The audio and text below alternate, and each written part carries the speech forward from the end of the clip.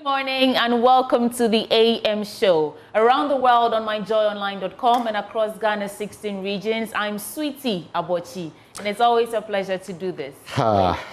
Of course, Benjamin Akakwa. And it's my pleasure to do it with Alewa this morning. She's green and white. She reminds me of... Do you remember the Alewa colors back in the day? They look like licorice. Green and white, black and white, red and white. Green and white? Oh, there were different... Wait, you only ate Alewa that was black and white? The song goes Alewa, black and white.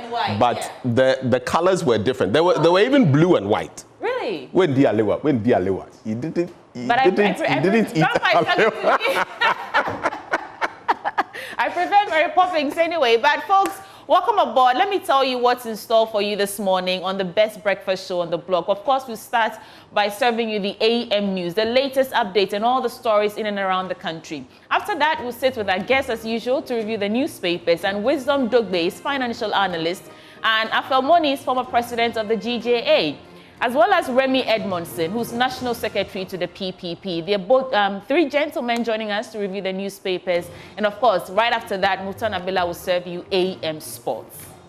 Well, after that, we'll get into our big stories. And first on the chopping board, we're looking at Finance Minister-designate Dr. Kasiel Atuforsen assuring that the e-levy and betting taxes will go off in the first budget, insisting he'll be able to boost revenue without introducing new taxes. We also will tell you about the Minister-designate for Energy, John Abujinapo, who has revealed that the energy sector debt stands at a whopping $3 billion.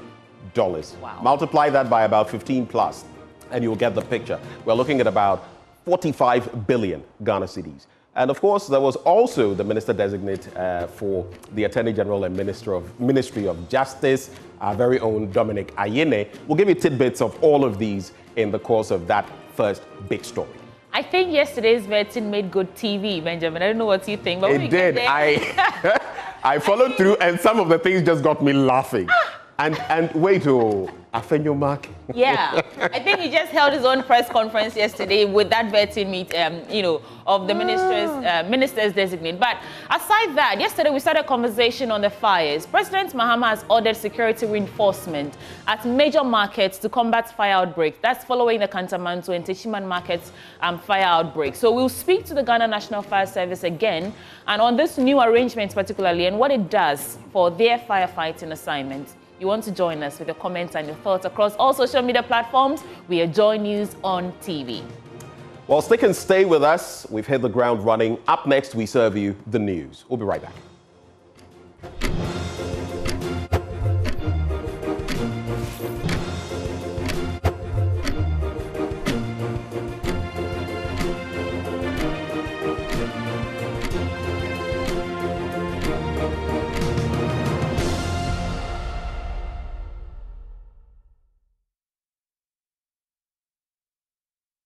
This is the AM News. Let's get right into details. And the John Dramani Mahama government hints at privatizing Ghana's power distributor, the Electricity Company of Ghana, with intent to enhance efficiency in its power. Now, that's the revelation by the Energy Minister designate, John Jinapo, at Parliament Appointments Committee sitting in Parliament yesterday. Now, according to him, the NDC government will learn from previous attempts to privatize the company to help them do a better job at funding a strategic partner for ECG, which will be focusing on local participation. I've remained consistent that there should be a private sector participant in the distribution, especially, like you said, billing and collection. When I was Deputy Minister, I led the process. When Honorable Setekwe became my supervising minister, he made me lead the process of privatization. I led the team to India, I led the team to Uganda, I led the team to Kenya to learn from best practices. So I'm surprised, and let me put on record that I've been very consistent that we need private sector participation at the distribution level, except that I disagreed with the format of the PDS, and I maintain that we can do it better. The ATC&C, I think it's about 23% for the technical, and the remaining is the commercial, which sums it up to the 40%. Thank you. Now, another interesting issue that the energy designate touched on, the energy minister designate touched on, was the controversial decision by the NPP government to merge Bui Power Authority and Volta River Authority. John Jinapor says the NDC government is still considering the merger. Mr. Chairman, that proposed measure is on our table, except that our approach is different. We believe that we can merge Bui Power and VRA so that you have something like Ghana Power Company or whatever. We do not intend to privatize. So when you merge them, you have a holding company and 3 subsidiaries: hydro components, thermal components, and renewable components, all under one umbrella, but controlled by both VRA and Bui. They will determine how they want to run it. They will determine how they want to move with it. We do not intend to privatize any of those plants because they produce about 45% of our national requirement. And as a strategic step, you do not put all your energy assets in private hands. So let me assure the workers, we'll consult them. This is just an idea that we intend to implement. If we need to tweak it, we will do that with them and bring about efficiency. In other stories, government Operation Recover All Loot, ORAL, has uncovered more state lands sold under questionable circumstances to private developers. The latest discovery is a strategic parcel of land belonging to the Ministry of Agriculture's Mechanization Center, which houses the Federation of Associations of Ghanaian Exporters and other technical and vocational centers dating back to 1974. Other properties have also been identified within cantonments in Accra, which the tax says will include in its oral reports. There's more in this following report. Protecting state lands and assets. That's the mission of this fact-finding mission, leading government's operation to recover all stolen state assets and lands. The first stop took the team to the Ministry of Agriculture's Mechanization Center, which houses an NVTI center and a cold room for exporters, only to find the premises destroyed by private developers. Documents of this nature, a lot of them are value books. And value books, if you can check, Regulation 153 of the PFM requires that they are kept for a minimum of 7 years. And if you can't keep it anymore as a ministry, department, or an agency, you call the National Archives. They could have brought in the National Archives to pack these things and preserve them. And you see, they have removed the roofing, and so the next rain means all these things are gone. The effect of this demolition exercise is biting hard, especially for exporters who say their produce has been left at the mercy of the weather. And then we get a notification that we have to move from the place. But they didn't give us any details. So we'll be going front and back. We sent a letter to Ministry of Lands through Land Commission. They respond that they should give us a close. We request that they should give us a close place close to the airport, because sometimes vegetable is a perishable product. When you ship, you miss your flight, you have a place you have to keep your produce for some time or waiting for the next flight for the next day.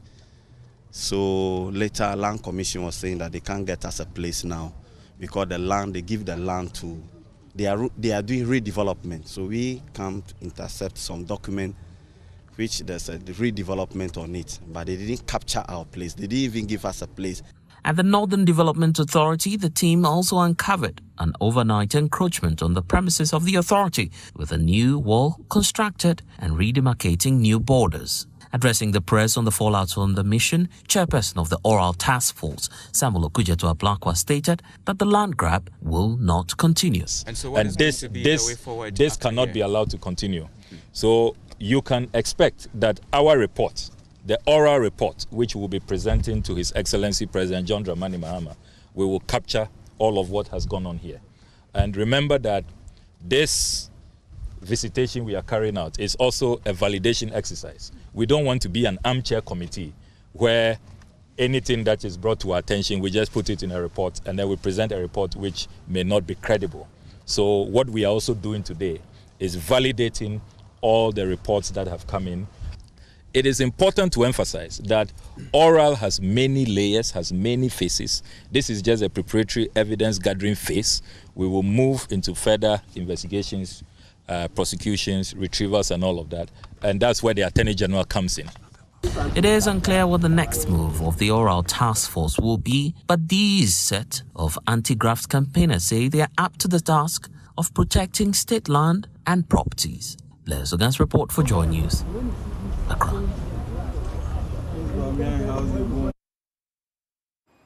Moving on, President John Dramani Mahama has directed that security be tightened at major markets to address the recent spate of market fires in the country. Speaking after traders from the Kantamanto markets paid a courtesy call on him, he stated that personnel from the Ghana National Fire Service will also be deployed to major markets at night to tackle the series of market fires. Maxwell Agbagba has more in this report.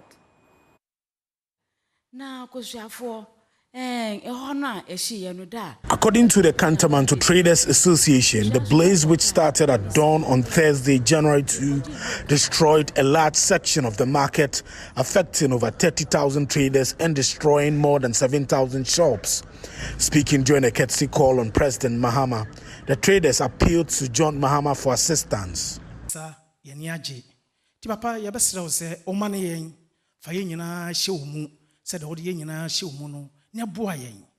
The papa de be dibe ayedin no kure de ba kope ye nibi mi kuta nkwala me hwe university any nursing school e be ye den na maboa wo papa ye din amai ti esrew fo ni tunyame anim na boa yen na ezan kosoma yen ye da wase afa mu ama yeti ho se de o mu dan dan ye ka no yeti ho adwin ho a ye nua baako bibi ye no da me soso ya re duru kolebo onu hwewu mienu sansa eka eda hospital sisi a ye ka se mi kure ne nansa na yi mi fi hospital inti papa ye sew kosuafo ye kuto ye nanse aye ma ye ni boafo bia pa cho boaye mon boaye why wonu wasefo nyina nyame hira mo no nka yisika de adwuma nyina afiri yensa adwuma nyina nti eno ho adwendwen abeda yenso tusu mienu nso tena ni enu ale kanu enkrofo ha yen ye pese ye sebe ye bobo bibi kakra no ne de hye bibi ase enkrofo ha yen security ndi ye besre se sania odo odoaje yen no in fact nyame nko na mani age minim se minu aka me ho no so anya nige ndi be de wase pa se oyi odo akire yen edase. President Mahama says that we cannot rule out arson as a cause of the recent spate of fires in Ghana's markets. One of the first things we need to do is to prevent these fire outbreaks from happening. In some cases, it might be due to wrong wiring and things like that, or use of inferior materials. But in some cases, too, we can't rule out what we call arson, that is deliberately, people deliberately setting fire in order to cause destruction. I remember it happened before in 2013 when I was newly sworn in as president. There were market fires in almost every market, which was quite unusual. And in many cases, the investigation showed that people deliberately set fire in order to just cause chaos and confusion. And so we need to look at several things. One, how to prevent it from happening again. Two, how to alleviate your plight. And three, how the market should be rebuilt. He has directed that security be tightened at major markets to address the recent spate of market fires. And so the first one is we held a meeting with the security heads today to see how we can tighten security around all the major markets in order to prevent any such occurrence. Just this morning, we heard about Teiman market, to a fire in Teiman market. So it looks like it's something that is going to continue, and so we need to take quick steps. And so I've asked the security to arrange with the various security services to tighten security around major markets.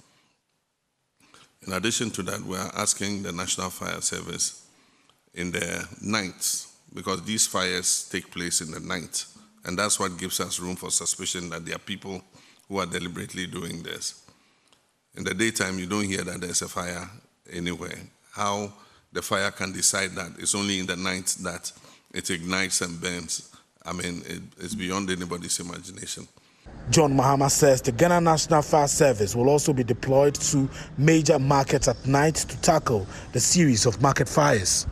And so the second is we are asking the fire service where there are major markets to deploy their fire tenders close to the markets in the night, so that in the event of a fire outbreak, they are right there on the scene to be able to quench it before it causes any damage. And so that's the second. We're also asking them to explore installing CCTV cameras at all vantage points of every market, so that if anybody is involved in setting fire to markets, we'll be able to see on the CCTV what is happening. So these are some of the immediate steps we think we should take in terms of prevention. They say in adversity there's opportunity. So now that the market is burned down, I know you might be thinking of reconstructing it. How would you reconstruct it so that it is a better market than what it was before? That one I leave also to you. Government is determined that nobody should be displaced because of this fire. And so everybody should be able to get back what place he had in the market. But of course, we must design it better and make sure that we build it in a better way. Moving on, the Ejura Traditional Authority has condemned the recent attack on the Ejura District Police Command, calling for a swift arrest and prosecution of suspects. The aggrieved youth on Saturday went on rampage protesting the demise of a resident who was in police custody, leading to the destruction of properties. The chiefs are, however, urging stakeholders to cooperate with the police in bringing the suspects to book. There's more. Some youth from Ejura went on rampage on Saturday, burning down the local police station and vandalizing other properties. The attack was reportedly sparked by the death of a suspect in police custody who had been arrested on suspicion of theft. The protesting youth claimed the suspect had been maltreated by the police, leading to his death. The Ejura Traditional Authority, led by Ejurahini Berima Osehwidi II, met with a member of parliament for the area, Zongo chiefs, the police and other stakeholders to find a lasting solution to the chaos. The chief expressed concern over the destruction of property and urged stakeholders to allow the police to do their work. First,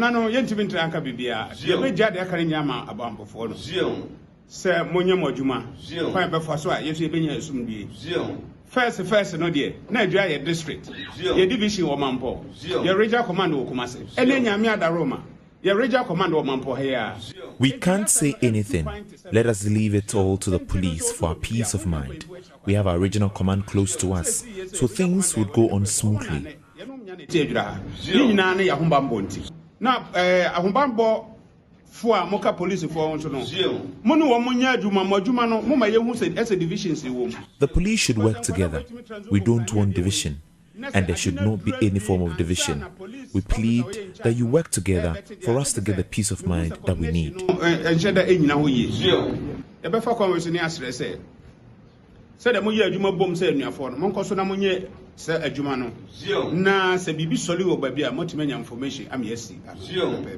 The Ashanti North Regional Police Commander, DCOP Jude Kobena, briefed a gathering on security arrangements, stating that over 100 police officers had been deployed to restore peace.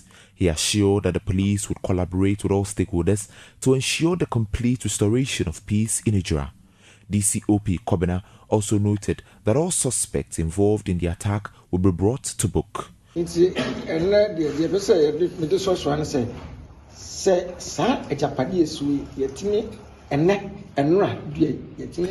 these properties have been destroyed, then we have a huge financial burden to restore them. Investigations will be difficult, but the laws will deal with the perpetrators to avert a reoccurrence.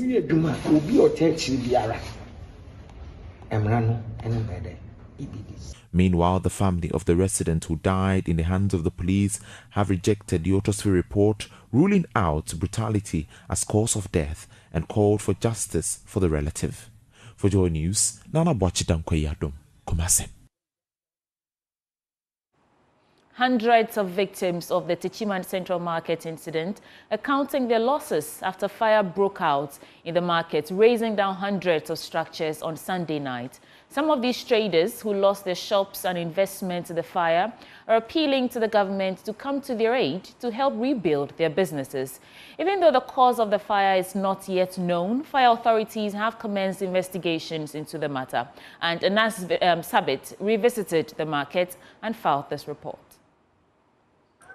Well, it's daybreak and we are back here at the Teiman Central Market where hundreds of traders here are counting their losses after fire ravaged hundreds of structures here on Sunday night. Some affected traders who have lost their shops and investments in the fire hang around the market with emotions of sadness and hopelessness written all over their faces.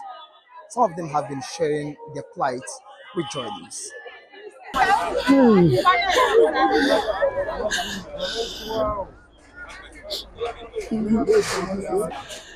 Tony and son, and Mrs. Abe good there. We Jana Bantina, Nancro for no more betty. I shot at the Ayi. See Adam in Baja, Wadami told the Vekanama Sabe go. Tinano Mantona, Mrs. Anina Bego to Bas. But you want me to toilet and Emma. No contain and a cemetery. And Panrana, the best and night, no one on bed frame, say. No contain and wash it. To me, Minemi manuba asuna na kwama ntimi anye hwie woso no ane me lenses ya anapa amudi lenses ma me se me lenses na da abonti ntimi na ma ni nyina ade ahie me yaku nani me nkola so no ana me de hwe nkola ai wodo ba na se abentu se me ya no da na matimi ahwe nkola ai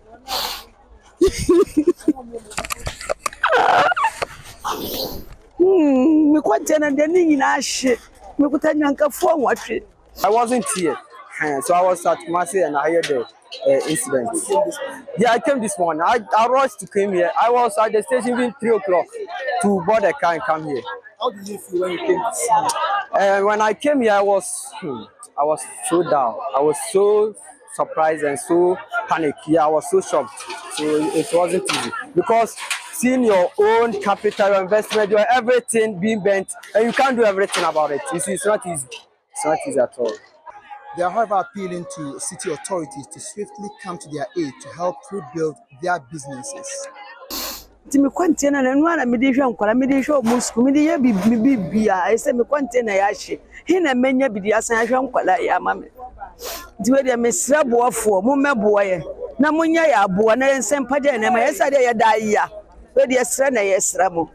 For me, if I could get we need some funds to continue our businesses because some of us, we completed schools and we couldn't get any job. We are doing our own businesses and our own stuff. And now I'm the one taking care of my 3 siblings who are school-going children. And now even today, they couldn't go to school because I don't have even a penny to give them. And I don't know if it continues like this, it won't be easy.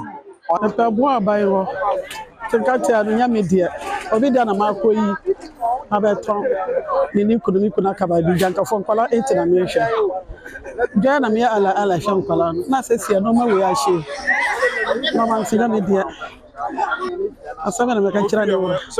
The cause of the fire is currently unknown, but fire authorities have commenced investigations into the cause of the fires. Earlier, we spoke with the regional fire commander ACFO 2 Naomi Ofori Adubia Sapo. For the investigation, we've not yet come out with it because it's too early and we have started the investigation. So by tomorrow or the next day, we'll be able to come out with the exact cause of the fire. From the Teiman Central Market for Joy News, my name is Adansi reporting. Now, the North America branch of Fijai Old Student Association is making a significant impact by supporting their alma mater, Fijai Senior High School. Through the National Science and Maths Quiz, the Foundation, Fijai chapter, the group is providing the school with essential resources to boost education in science, technology, engineering, and mathematics. The Fijai Old Students Association North American branch has donated a 36-inch smart board to Fijai Senior High School in Sekondi.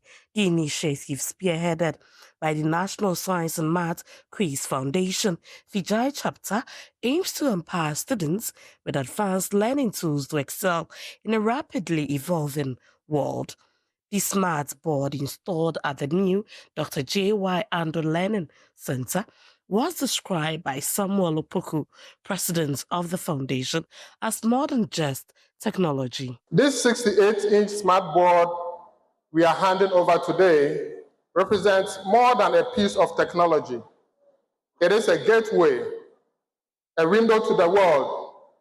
With this tool, our students will not only learn, but engage, collaborate, and innovate on a global scale.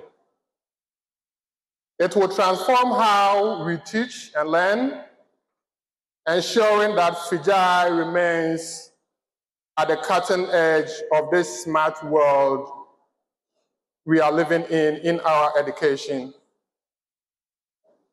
We live in a fast-changing world, and this is our way of preparing the National Science and Math Quiz team of Fijai Senior High School to not just adapt, but to lead. This investment is a testament of the Fijai National Science and Math Quiz Foundation based in the United States of America. Headmaster of Fijai Senior High School, Kenneth Agbamezi, expressed gratitude for the support. This donation is a very great one. We are very, very grateful to the team. You know, the smart board can be used for a whole lot of things. It can be used for research and a whole lot of things. And when you use this in teaching students, you are able to give them real-life example and they are able to understand. So with the donation of this smart board, I think the teaching and learning in Fijai Senior High School is going to be better. And we wish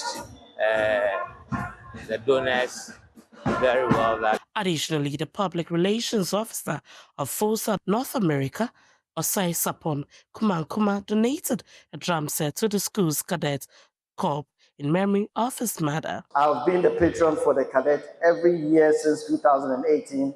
I stopped celebrating my birthday and I give the cadet whatever I would have spent as a birthday present. So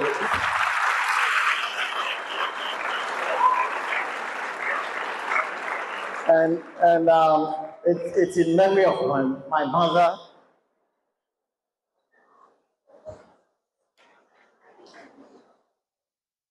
Who passed in 2019, and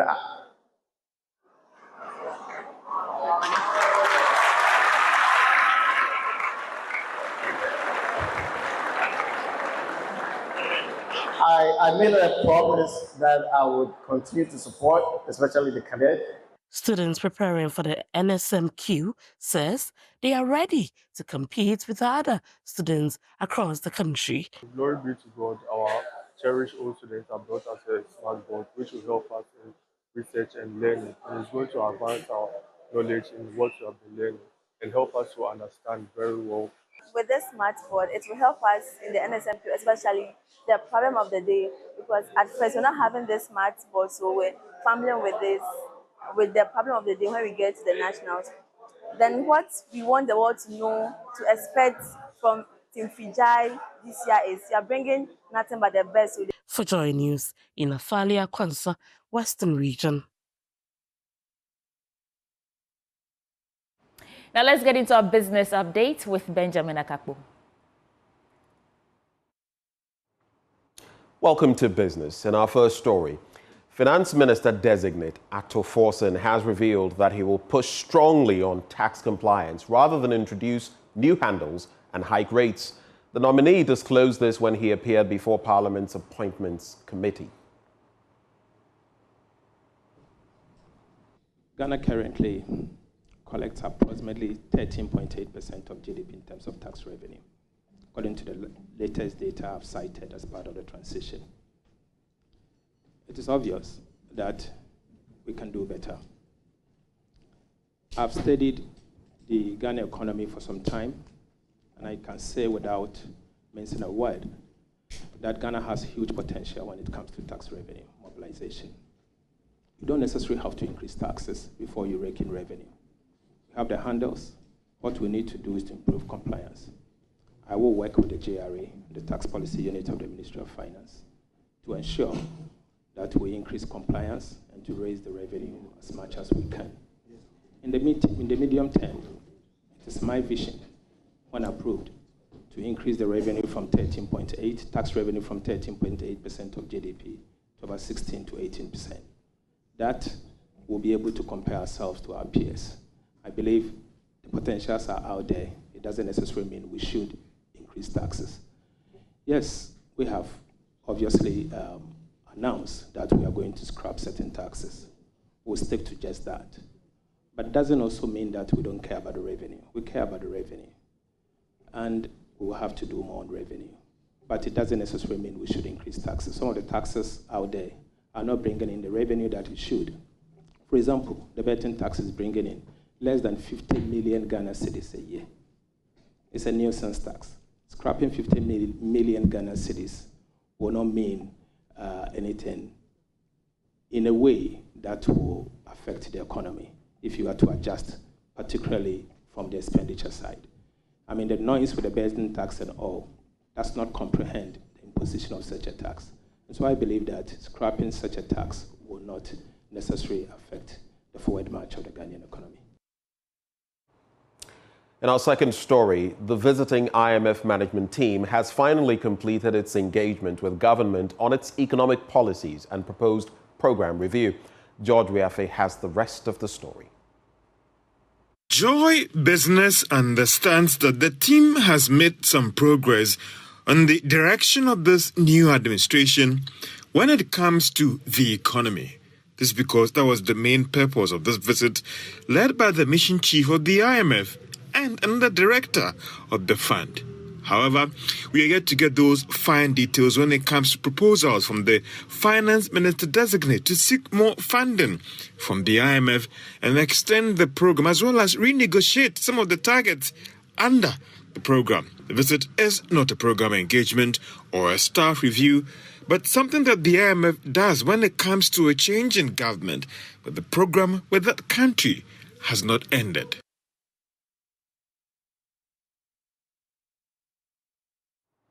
Having served you these, let's cap it off with our currency market for today.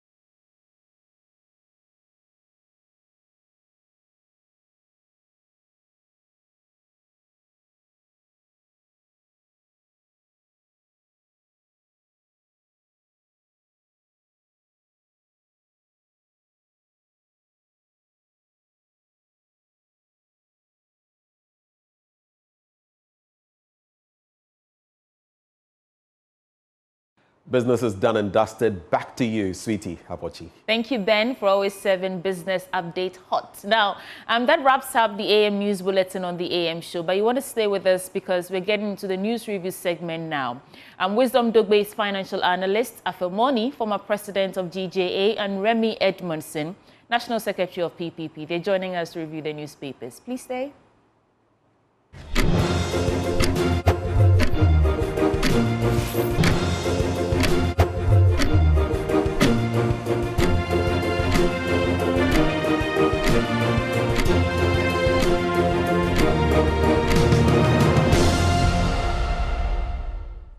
Welcome back. It is time now for our news review. I'll be announcing our guests in a bit, but Soleil Lagoon View Estate, a development of the luxury emerald properties, have news for all homeowners, residents, and all our clients. We're thrilled to announce that our loyal clients can enjoy our original prices this festive season. Of course, we're still celebrating.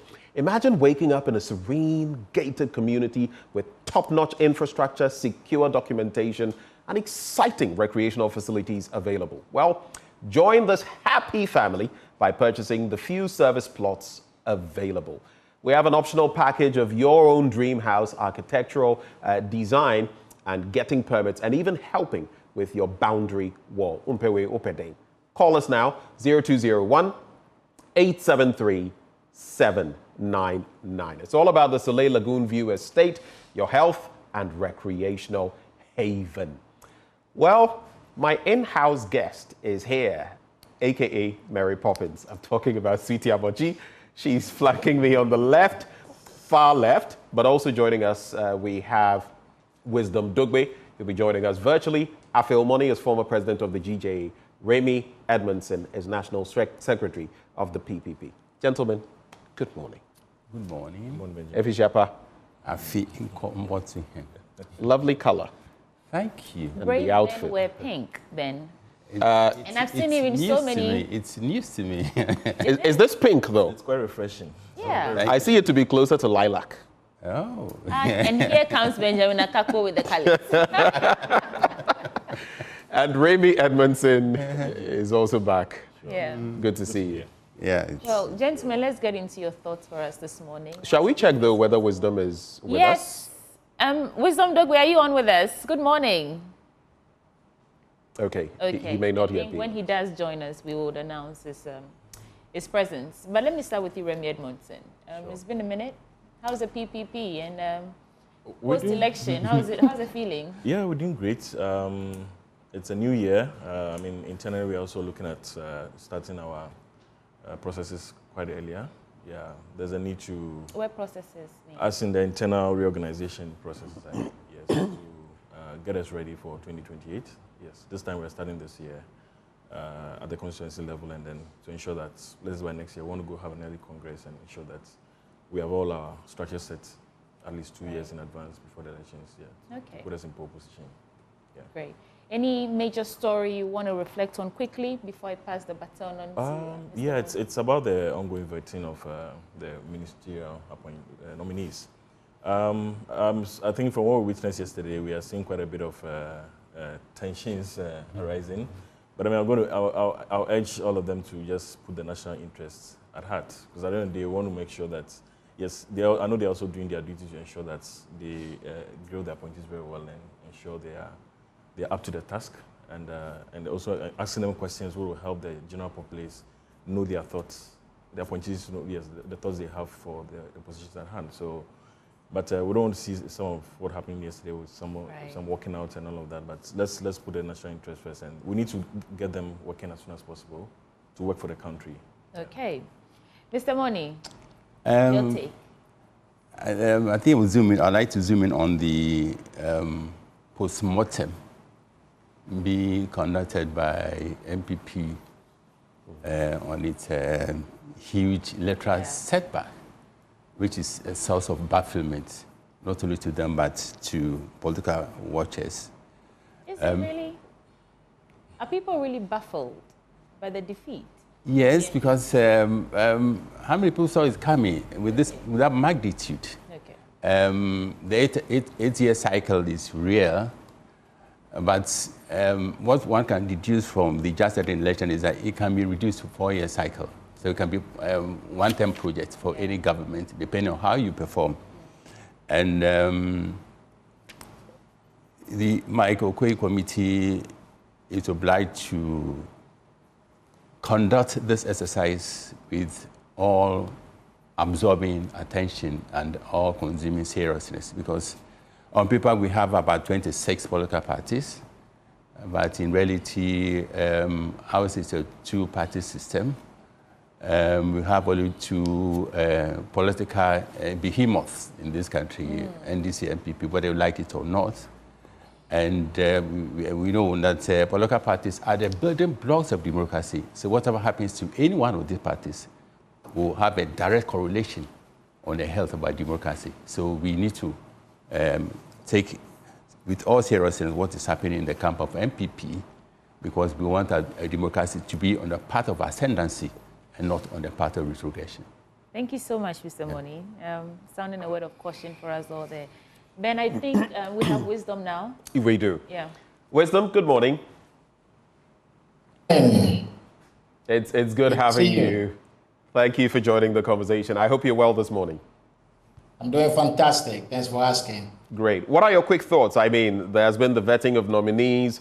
There also has been the different approaches to tackling our energy issues, talk of which taxes we're scrapping. All of those conversations are in there. But what would you like to talk about this morning, briefly? Yeah, I would leave that one until we get into the papers. But I read a news article about Ghana being ranked the second most indebted African country to the IMF. And that just got me thinking, I think we need to start thinking more about our debt sustainability as a nation. And I'm glad that it is an important issue for a new president and an incoming finance minister. At this point, we all may know that, we have quite substantial debt servicing costs, which means that funds we could use for critical public services and development projects, these funds are diverted to support the debt burden of the nation. And with a significant portion of the budget allocated to debt repayment, Ben, that just means that the government may have limited fiscal space to invest in growth-enhancing initiatives, which could also hinder overall economic development. And IMF loans typically come with conditionalities that may include, austerity measures, tax increases, as we saw from the previous administration. So it is not always a good thing to be number one or number two borrower from the IMF. The conditionalities alone, that can put a substantial stress on the citizens economically. So I'm hoping that we can renegotiate some of our loan agreements with the IMF to ease some of these conditionalities. And I am certain that our incoming finance minister and his team, through the soon-to-be established independent debt management office, they will pursue policies that will reduce our debt burden. And I'm very confident in the abilities of Honorable Dr. Tuforson, and I believe in his economic vision for our nation, and I will do my part from far and near to help him to be successful. But just a quick follow-up. Renegotiating with the IMF is sometimes easier said than done. What is your thinking on that? It's not always that easy to renegotiate. You see, I believe that the IMF considers us as one of their key partners, one of their key development partners, even in the region or globally. So I think we do have some leverage over there. They want us to be successful, right? Without Ghana, IMF will not be that successful. So I believe that they will be very open to renegotiation, even though, as you said, it's very difficult to accomplish. Right. Let's get into the newspapers now. Thank you, Wisdom. I have the Daily Graphic. I'll start there. On the front page, spare parents, senior high school funding burden. I think the story was also in the papers yesterday. Charles Wright is saying that we should pay particular attention to what's happening when it comes to feeding in senior high schools. Now, government will explore private participation in ECG, says Minister Designate for Energy. Finance Minister Designate promises economic relief, e-levy betting tax to go. And let me get into a bit of that story. So the Minister of Finance Designate, Dr. Kasula Tuforson, has stated that his topmost priorities will be to work very hard to lower prices, stabilize the Ghana cedi, and create jobs towards lowering the cost of living for Ghanaians. It's something he said yesterday, gentlemen, that really struck me. He said he wants to be remembered as a finance minister who reduces costs in terms of cost of living and all that. And it's no surprise to us that e-levy, betting tax, and all these taxes will go. But the assurance he gave that it will go within the 120 days, as promised by President John Dramani Mahama, is what was reassuring to me. But let me just add one more story from the Energy so that we can talk about the vetting that happened yesterday. And that story is on page 14 of the Daily Graphic, and this is on John Abdullahi Jinapor. So the Minister for Energy and Green Transition Designate, John Abdullahi Jinapor, has said the government will explore private sector involvement in the operation of the Electricity Company of Ghana to improve its efficiency and revenue collection. I'm sure we all followed what happened yesterday. I was telling Ben this morning that it made for good TV because Afenyo Makin just won't let anybody speak. But let me start with you, Mr. Moni. What did you make of the rhetoric from those who were vetted yesterday, especially energy and finance? First of all, let me comment on the internally long hours used in vetting the nominees. I don't think that there's a correlation between the length in vetting the minister and the quality of the questions which should be fielded by the MPs. They could have condensed their time in vetting the nominees, and it would have saved all of us the trouble of listening, watching, and at a point, then one Agboja MP, NDC MP, had to complain bitterly about the length of it. I think the committee should take this into consideration, because they can condense whatever they did in 5 hours into 2 hours or 1 hour. I thought they would even cap the number of questions each person could ask. Yes, so it's also up to the committee members to compare notes, arrive at what questions to ask and who should ask and all that, so that we'll all be saved the long hours of listening to the vetting, which is, of course, a very important exercise to test the quality of the ministers nominated by His Excellency the President to do the job they promised. But even before you get to Atu, I think there's some streamlining because you spoke about whether they could segregate the questions. I think for first-time MPs, at least from what I've noticed, maybe they get one question to ask. I think Charles, is it Forsen in the Tema area? Either Tema West or Tema Central, one of those. I think he wanted to go 2, but they capped him to 1. And I think it applies. But when it comes to the ranking member, the leader on the minority side, usually there's some leeway. But that also lends room for some, like what was referenced yesterday, abuse. And honestly, while it is a process that can't be taken for granted, some of the questions, it was much ado about nothing, really. And maybe just to show you some power. But I feel if you have cogent questions, go to them. There were some things that I found very reflective about Kasilato Forsen, but something also that got me a little concerned because of the flip-flopping. Something he had said in the past versus what he was now saying, as far as the road tolls were concerned. You see, it's focus on the important things. But some of the things that were being asked, it was almost as though, you know what, I have to pin you down. And I felt that was unnecessary. I think the chairman too was a bit harsh. Was he? Harsh? Some say he was too lenient. Interesting. 2 sides of, I'm serious. I read comments about how you need to control the room. You need to make sure that, you put your foot down. Others are saying, why is he just letting everybody have their way? And others are saying the way his approach to speaking to the NPP members, that's maybe where you can say he was a bit harsh. But I just want to, feed into Ben's point about some of the questions which were unnecessary. Some of the questions were unnecessary. Asking a minister designate to disclose his address live on national television, I think that was a bit too far. For security reasons even, you don't disclose your address. Now the whole world knows where his house is. Anyway, back to your... So, and the chairman was always on coalition calls with a minority leader. And I believe this should be avoided going forward, because it also ate into the precious time in vetting the nominees. On the quality of questions, answers, I think we all hold Atu to promise that E-level will go, E-level will go. Betting tax will also go. And he did assure the nation that despite the fact that you're going to scrap certain taxes, they will be prudent in the expenditure and to ensure that we do not sink deeper into the economic hole in which we find ourselves. The fact is that we are not out of the woods yet. Our economy is still on the ropes, tailspin, one can describe that. Even though we are told that our economy is back to pre-COVID days, but the reality on the ground suggests otherwise.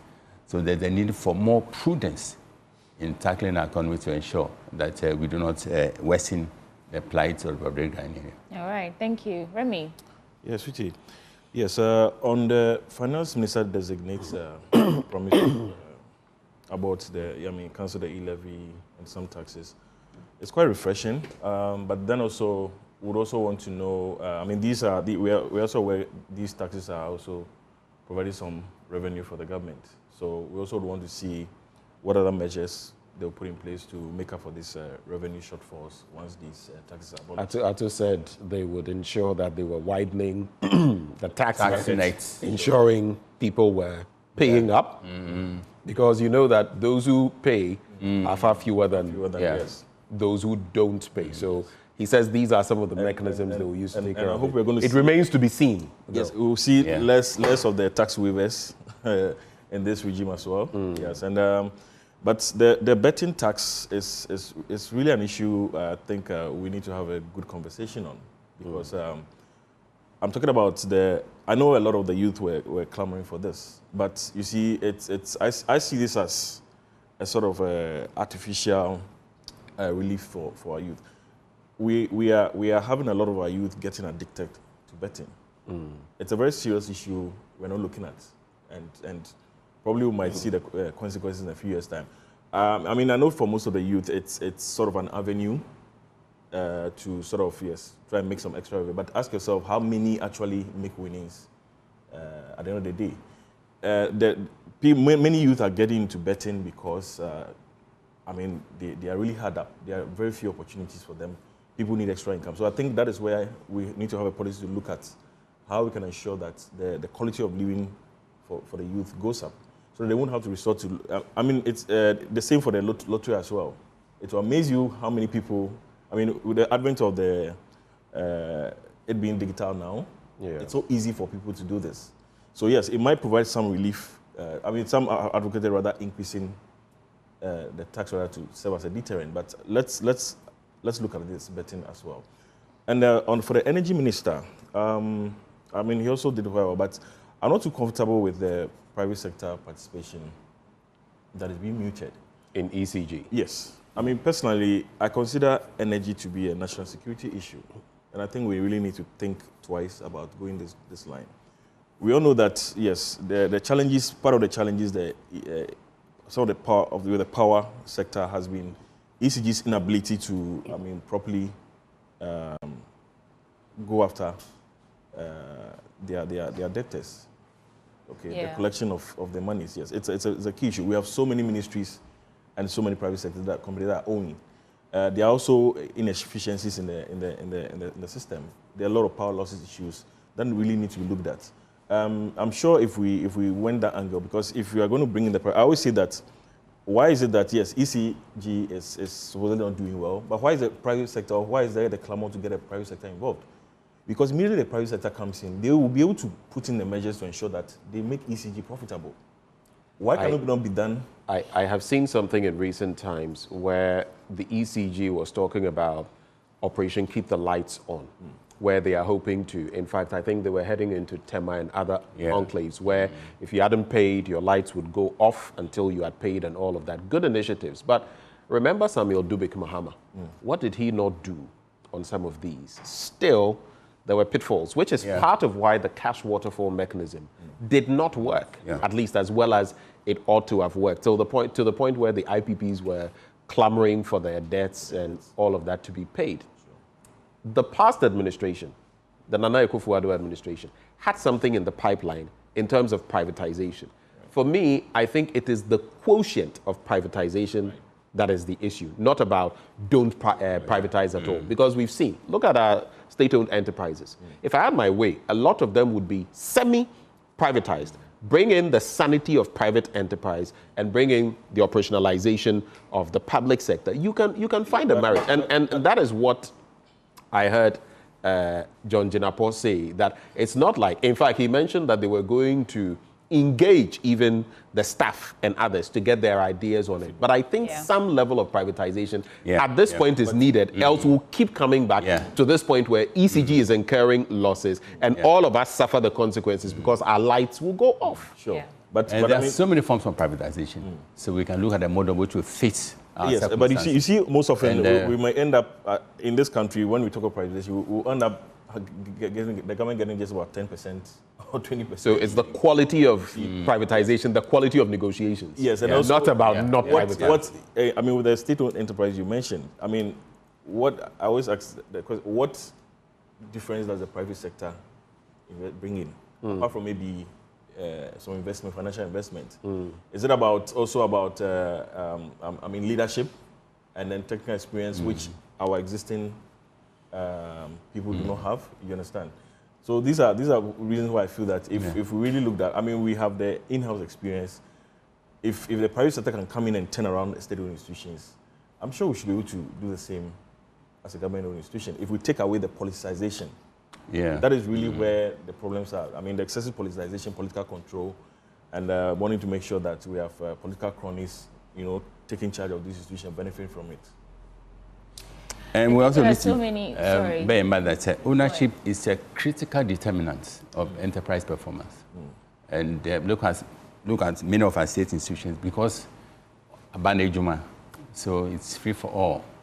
But the private sector investor, private investor will ensure that there's always value for money. So this is something we should bear in mind. And it's good news that the incoming minister has assured that he's going to engage the workers. No one knows it all. And wisdom does not reside in one person said. No one person said repository of wisdom. So there's a need to engage more. And I was on a trip with Honorable General Paul to India and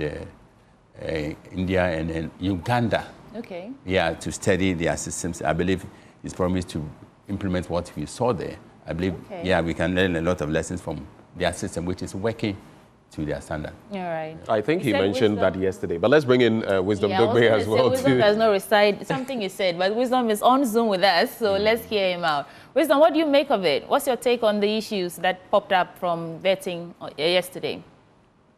Yeah, I watched part of the vetting, not all of it, and I would say it was indeed very interesting. I think the responses from Honorable Dr. Tufos and his responses demonstrate a depth of understanding into what is wrong with our economy, and his clear and also concise points, in addressing the challenges ahead. That should come as a huge excitement to both the local and international investor communities, to our funding partners, and I think to the average Ghanaian. They should all be excited. We should all be excited about, the hope for the future and our current leadership and a hope for economic relief. Honorable Atu mentioned a few things that I particularly took note of. He said that as finance minister, he will increase revenue without necessarily introducing or increasing taxes. And he was also very resolute in explaining the need to be fiscally disciplined in the fight to reduce inflation and also to address the depreciation of the city. And I also like his vision to establish the Independent Debt Management Office and another independent value for money office to cut waste. I think that is what Ghanaians voted for, an administration that will be efficient when it comes to spending and better manage the debt and improve revenue generation. So it's exciting times ahead for the nation, and judging from what the finance minister wants to accomplish, I would anticipate that we'll take some bold steps to strengthen the tax administration in the country and simplify tax processes to broaden the net and maybe provide some kind of incentives, for tax compliance. And I think we can also expect to see a comprehensive budget planning process from his office to reflect realistic revenue forecasts, aligning expenditures with available resources. Okay. Do you want to touch on the energy bit, the privatization bit, or should we get to other? Look, I think ECG is in serious trouble when it comes to its financials and operations. And so privatization may just be one of the approaches to save the place from collapsing. I understand they are now operationally inefficient and they have significant debt burden which is threatening their survival. Apparently, they collect 1.2 billion cedis in revenue every month, yet only 800 million goes into the cash waterfall mechanism. The rest 400 million goes to pay several vendors and contractors for so-called services and supplies. That may not even be needed, My understanding is that they have numerous contracts and several containers are also sitting at Teiman Harbor, that is attracting demurrage.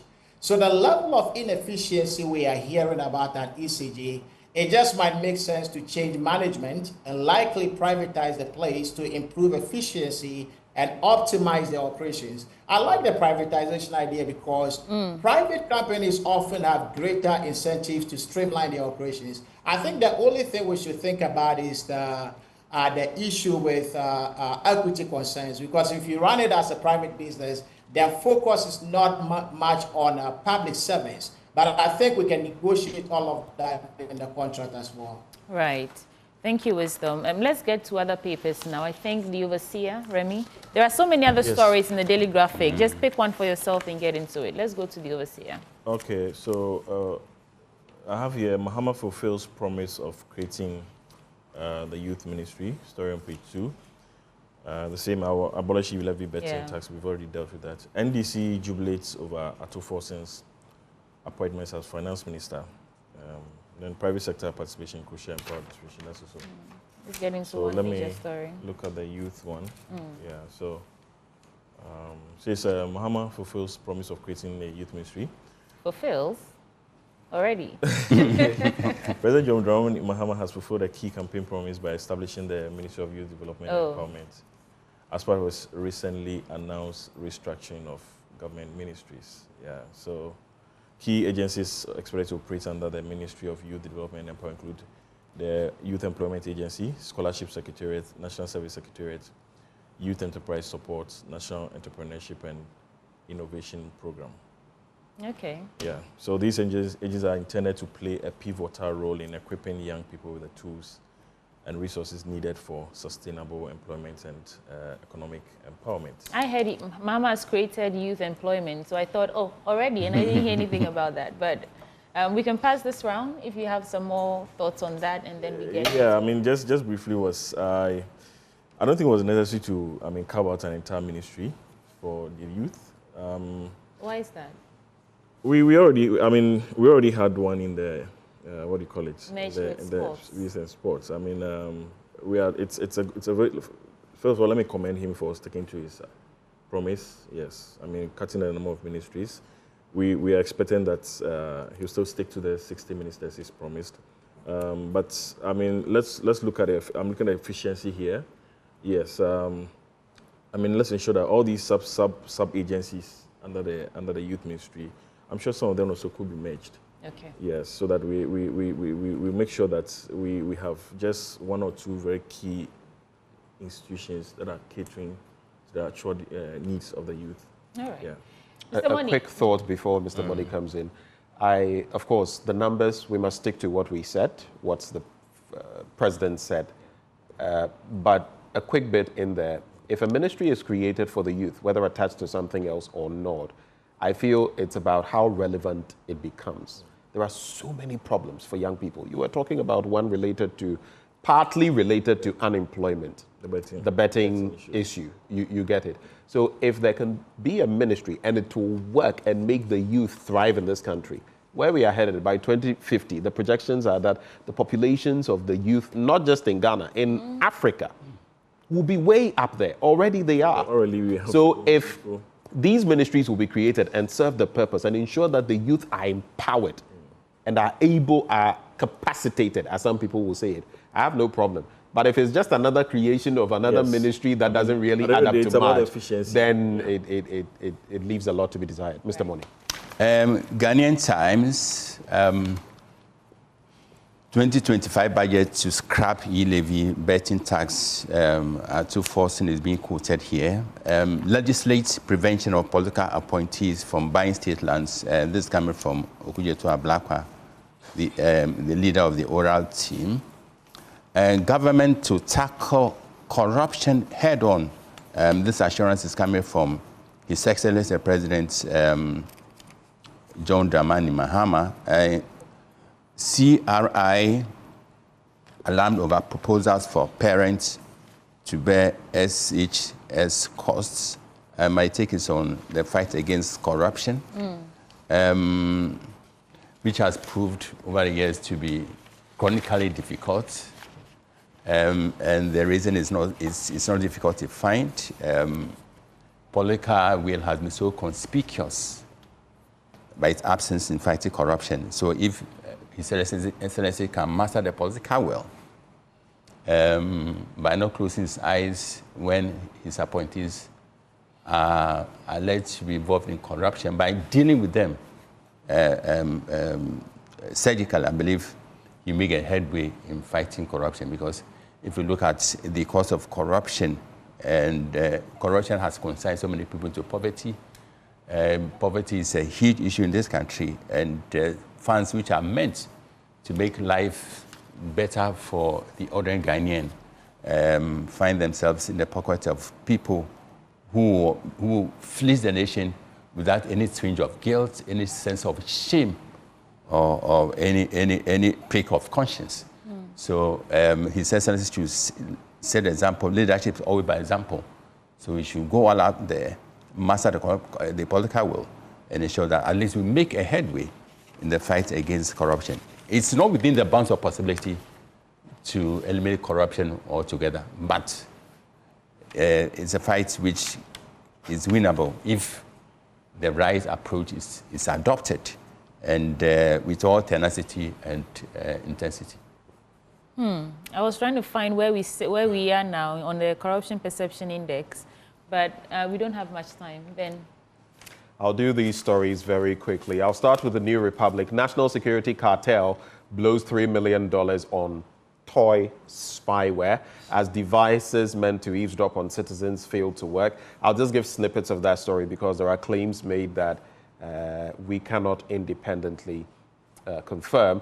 But then NIB boss in oral trouble, oral being Operation Recover All Loot, as shocking evidence emerged of a land grab after lawyers' denial. But there's been a back and forth on that issue with Martin Kwebu saying one thing, the former NIB boss, or the NIB boss actually saying that is not true, and then Okudzeto Ablakwa following through with some, what is evidence. We'll find out how that pans out. Akufo-Addo's statue of vanity in Second D vandalized. And I just want to say, we've been here before. Because of time, listen, you may not exactly like somebody, but whatever it was, this was put up legitimately. This bit about, I've heard suggestions about there was a certain footballer that would have been better placed to be at that roundabout. But going to vandalize the statue, I don't think we should be adopting those. I don't like this person, or this person is no longer in power, and so we can. I don't think it's right. President John Mahama confronting the challenges of a nation in crisis. So I'll just do these stories very quickly. But there's this one that says oral sex is the leading cause of throat cancer. I saw that this morning. I saw that story yesterday, and I know some observers are worried, but it's an interesting story. You can check it out. I think it was on, I don't know whether it was the BBC or CNN as well. But National Security Cartel blows $3 million on toy spyware. A high-priced spy device purchased for a staggering $3 million by a cartel, according to the story, within the National Intelligence Leadership, intended for illegal eavesdropping on private conversations of citizens, now sits unused at the National Signals Bureau. Obtained in 2018 under the pretext of enhancing national security, the IMSI catcher device was actually aimed at monitoring the discussions of political adversaries by the National Intelligence Directors from the Dankwa Institute. It goes on and on, talks about the fact that ordinarily this would cost about $300,000, a fraction of the exorbitant $3 million. But like I said, these are claims made by the paper from their source. Mahama dissolves boards, Adomotri Sefakai dismissed. All of those stories. You know that Paul Adomotri was on the Ghana Airport Company board, and my big brother Sefakai was also on the MPA's board. Of course, no scandals with him, but the story cites the Christmas tree saga when it comes to Paul Adomotri. Economy Times, Mahama focuses on creating well-paying jobs for Ghanaians as AGI calls for tax reforms. 244 megawatts additional power generation needed before end of 2025 to avoid power disruption, and Ghanaians extol Atuforsen as best fit for finance ministry. That's it for me. I just have a birthday and that's it. Okay, let's go to Wisdom for reflections on some of the stories that have come up so far.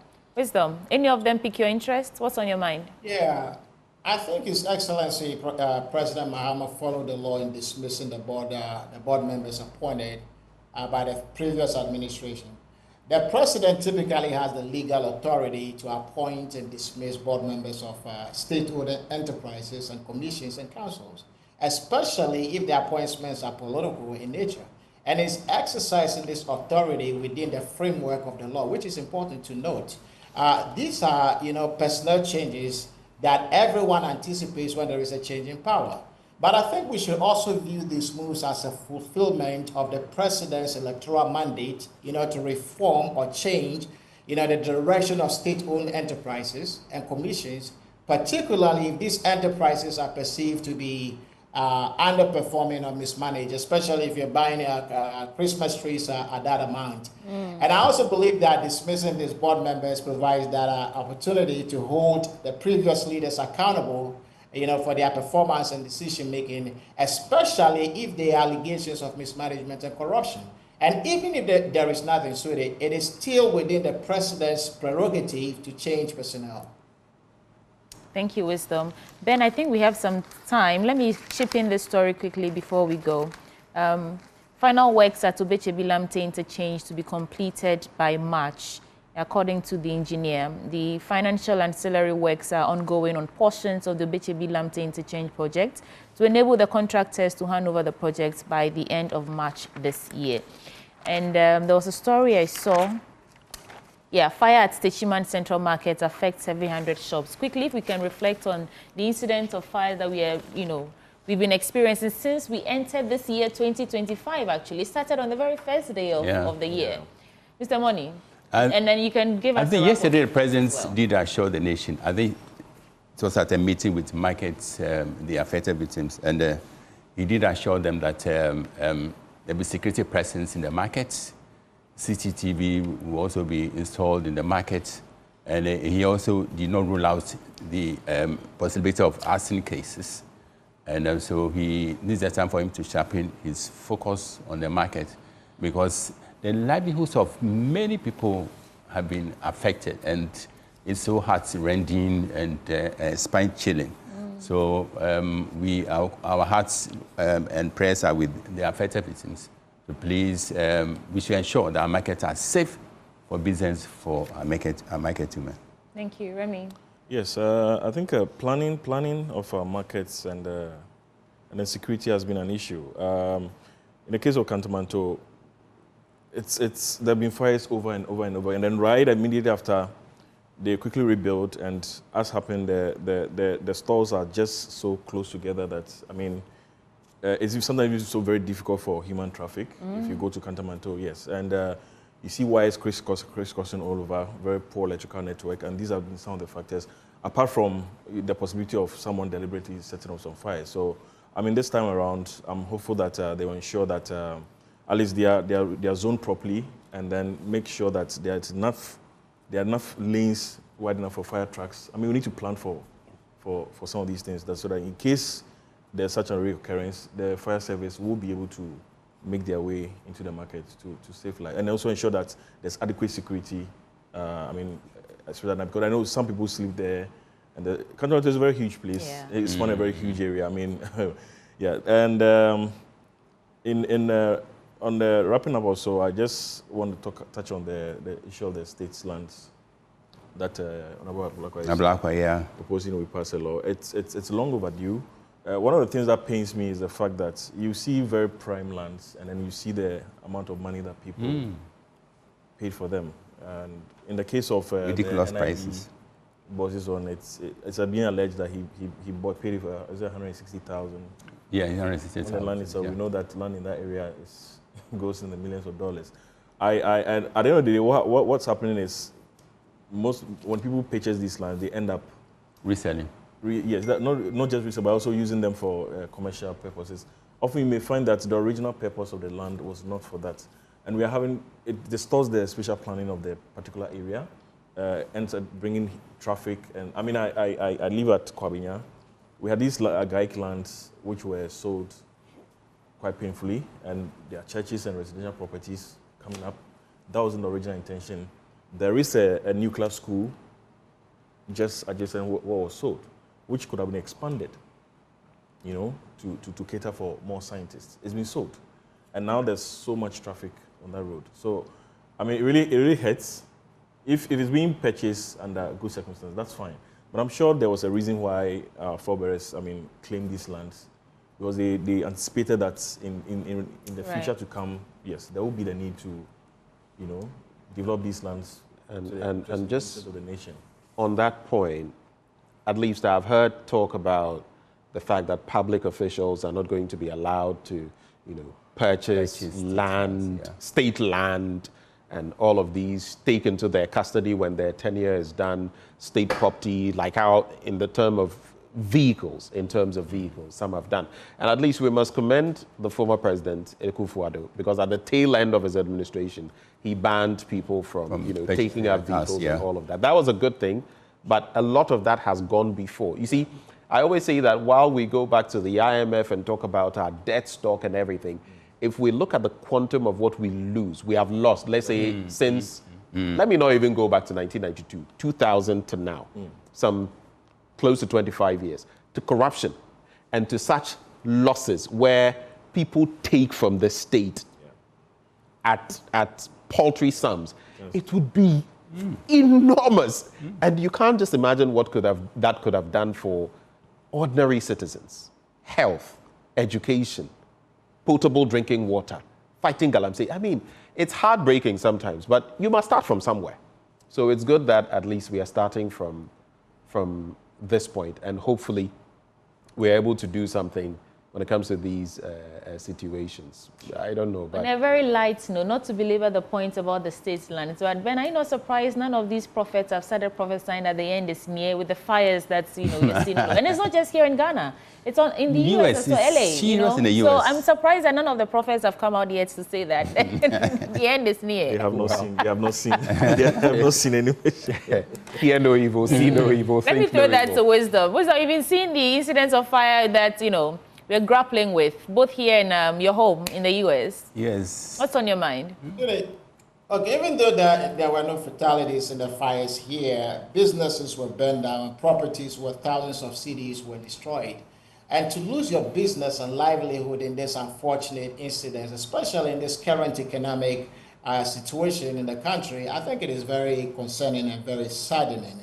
I don't know if it's just me, but I hear about these fires way too often in this country. And now, as you rightfully said, we have fires going on in the US and California as we speak. And I've been wondering here, as far as Ghana is concerned, what can we do as a nation to address these disasters? Thank God His Excellency President Mahama has stepped in and deployed the National Fire Service to major markets across the nation to handle this. We need to take steps to reduce the instances of fire outbreak like this one. If it is arson, find the perpetrators and bring them to book. If it is accidents, we need to start asking ourselves, what can we do as far as building is concerned to minimize this kind of fires? And then I want to end on the issue of the looted lands, okay? I think we will go by what the scripture says. It says in 1 Samuel chapter 30, verse 8, that we shall pursue, overtake, and recover all. Thank you, Pastor Dogbe. That's an interesting one. Yeah. And, Ben, you have some more stories? Yes, I do. And what's in a name? I find it interesting. I'll go back to the New Republic. Mahama to move into seat of government after rename. After rename. Really? We've had this Jubilee House, Flagstaff House. Originally Flagstaff House, Jubilee House. This has to end. But President John Dramani Mahama has assured he will move into the seat of government after the name is reverted to Flagstaff House instead of the current Jubilee House. It follows the controversy over which of the names should permanently be given to the edifice after the outgone government changed it from Flagstaff House to Jubilee House in 2017 when President Akufo-Addo assumed office. There's a bit I want to read. Mr. Mahama was voted into power on December 7 and sworn in a month later, has been operating from his private office in cantonments in Accra. In a recent interview said his stance was based on principle and respect for history. So here's what he says. I will only move into the house when it is renamed Flagstaff House. It's a matter of principle and respect for our nation's history. He is also allegedly yet to use the fleet of vehicles at his disposal as president. The decision by the president to hasten slowly in moving into the Jubilee House or the Flagstaff House has been viewed as a wise move. While a few or a section of the population is in a disagreement, many others are in support. While the president is citing name change as the reason behind his no early occupation of the edifice, there are also others who believe, and I'm editing because the quality of the story is a bit, there are also others who believe it is purely a security reason. Though the place was officially handed, and this is how I end, officially handed to Mr. Mahama by President Akufo-Addo himself, it is alleged that he has been advised to stay off until all security checks are properly done to ensure the place is secured. You know, sometimes in government, and not just the presidency, ministerial appointees and all of that, they want a proper sweep of the offices, because before you realize the place has been bugged and everything you're doing is... And delegation. And this delegation was look at the time for transition. I think it's too short. Yeah. And the US, look at the US, it's all its advancements. You know, has more than 1 month, 2 months, or November to January, about 2 months. I think we should also take a hard look at ours to ensure that it's reasonable time is allotted for the transition period. On the name that we keep flip-flopping, I think we need to settle this once and for all, because definitely if MPP, the next MPP government will also want to say that we want to revert back to Jubilee House, because that's what we named it. Perhaps we could consider then having a neutral name that will stay, because I mean, if you go to everywhere, or legislate the name. Yes, every country has. The US has their White House. It's permanent. Nobody comes in and changes it. It's the same elsewhere. So it doesn't augur well for our democracy. It's to me a bit petty. But Afel Money, just are you done, or were you going to say something? I was going to complete on the, and then with the former current President Mahama not moving into the Jubilee, a serious allegation. You talked about the sweeping for bugs, and most of our money made quite a serious allegation that the outgoing government bagged the place. Back to the place, right. He's not been able to use it yet. Of course, we didn't see any evidence being offered to that, but I mean, that's quite serious. And we talked about, other institutions. In the UK, if one prime minister, the very day he's leaving office, the next one is ready, moving. They move it alacrity. Number 10 Downing Street. Same day. Yes. What's the name? Biden is just about going. Yeah, Trump is going to move in soon. Yes, they've had some time, but I think we can work on these processes. As you're saying, if it means extending the time, but we need to avoid some of these recurring issues. Right, gentlemen, let's do about 2 minutes more and see how we can manage the time. But very briefly, what's the case for Flagstaff House as a name there? Let's do history. And what's the case for Jubilee House? I mean, you have been there, done that. That's why I'm posing that question to you. Of course, there are the challenges, for example, stationery. Do you realize what this means? It means all of that must change from Jubilee House. When it was changed from Flagstaff House to Jubilee House, it will change. When it's changed from Jubilee House back to Flagstaff House, it will change, all at a cost. But what's the case for either name? Flagstaff House is the original name for the place. They said colonial inheritance. Yeah. And decided to maintain it. And when Kufuor built the Jubilee House to mark the 50th independence anniversary, the name was changed from Flagstaff House to Jubilee House. Exactly. And since then, it has been going back and forth. I think there's a need to stop this comedy and then be serious about it. All right. Any final thoughts, Wisdom, and then it's a wrap. Wisdom? Ben, I had the opportunity to sit down with President Mahama 2 days ago. We discussed some very interesting things. And I can tell you, he's very strategic and tactical in his decision making. So when it comes to renaming the Flagstaff House before moving in or delaying using all of the official vehicles, or making all of his appointments at a go, I think we should trust the process. He knows what he's doing, and this nation is in good hands. Okay. All right. Well, let me wrap with a birthday. Yeah. And you have some wishes. Yes, sure. Still new. So let me take the opportunity to sprinkle best wishes of the year on a brother and a friend. And the Bible, Wisdom quoted the Bible, and the Bible states in Proverbs 18:24 that there's a friend who sticks closer than a brother. And I have a friend who symbolizes brother, even though he's a friend, and who is loyalty epitomized, and generosity personified. And his name is Sefisejafa SS. So SS, Happy New Year, and may the Lord cause all the laughter, louder than you used to laugh, and all your dreams to materialize this very year. Yeah. I want to be your friend too, so you can be wishing me. But sweetie, those will take you by surprise. Yeah. I'm celebrating today someone we've known and been a friend to, someone who works close to you, actually. Okay, who's that? And yeah, I don't know whether Yao can splash the picture on now, and maybe you will get to find out. I call her Zuzu. Ah! Zuleiha, and today is her birthday. She's been here with us and done that. Happy, happy birthday to you. God bless and favor you. And now you know why I was saying she was... I'm so surprised today's your birthday and I didn't know. But happy birthday. She manages social media for Girl Get Up Africa. So Zuleiha, I'm proud of you, proud of your growth. Happy birthday, and I'll see you. I mean, I'll chastise you for not telling me, but I'll see you later.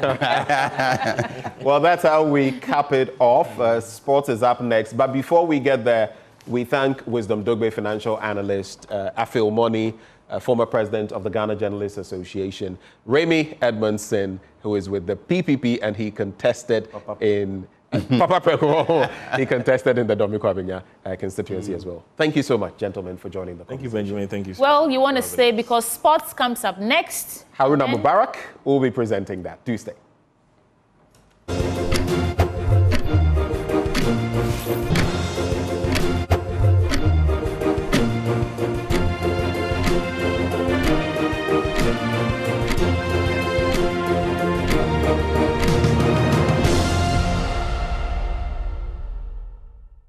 Let's do sports now on the AM show. My name is Haruna Mubarak, and there is a huge clamor by the boxing fraternity for the return of Neil Lante Vanderpoy to head the Sports and Recreation Ministry.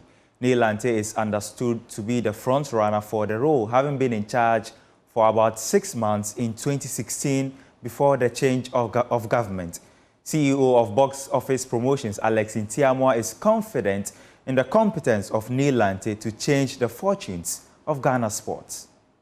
Because President Mahama has promised Ghanaians that he's coming, one way or the other, he's coming to make sure Ghana government money is going to be used judiciously. And I believe if this man is in charge there, he can break the cartel that, spend government money unscrupulously, and he can get the best out of it.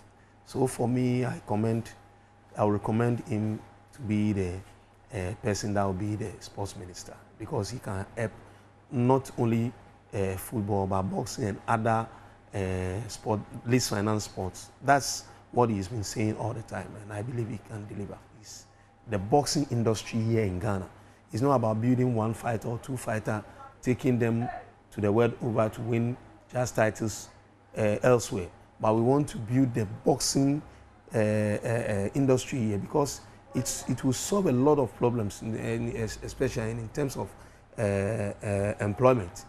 Because we have people that faces the rings, we have media people that work when there is promotion going on, we have the vendors coming around, we have a lot of sports writers write about boxing, sponsors putting also their support behind it, and a whole lot. And boxing is one sport that can give mileage to sponsors than any other sport, because you have maybe press launch, public appearance, public workout, media workout, weighing and all, and a whole lot of things that sponsors can brand. And government can take some of their flagship programs to be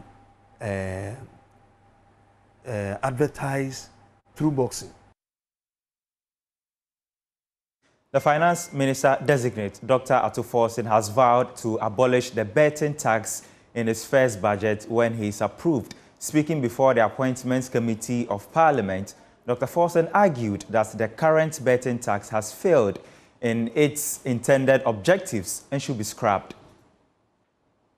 Mr. Chairman, I was on a show with the Honorable Kojo Opon Nkrumah, and the contest must come out. The Honorable Kojo Opon Nkrumah, at the time Minister for Information, I'm sure, had the responsibility to sell a government policy on betting.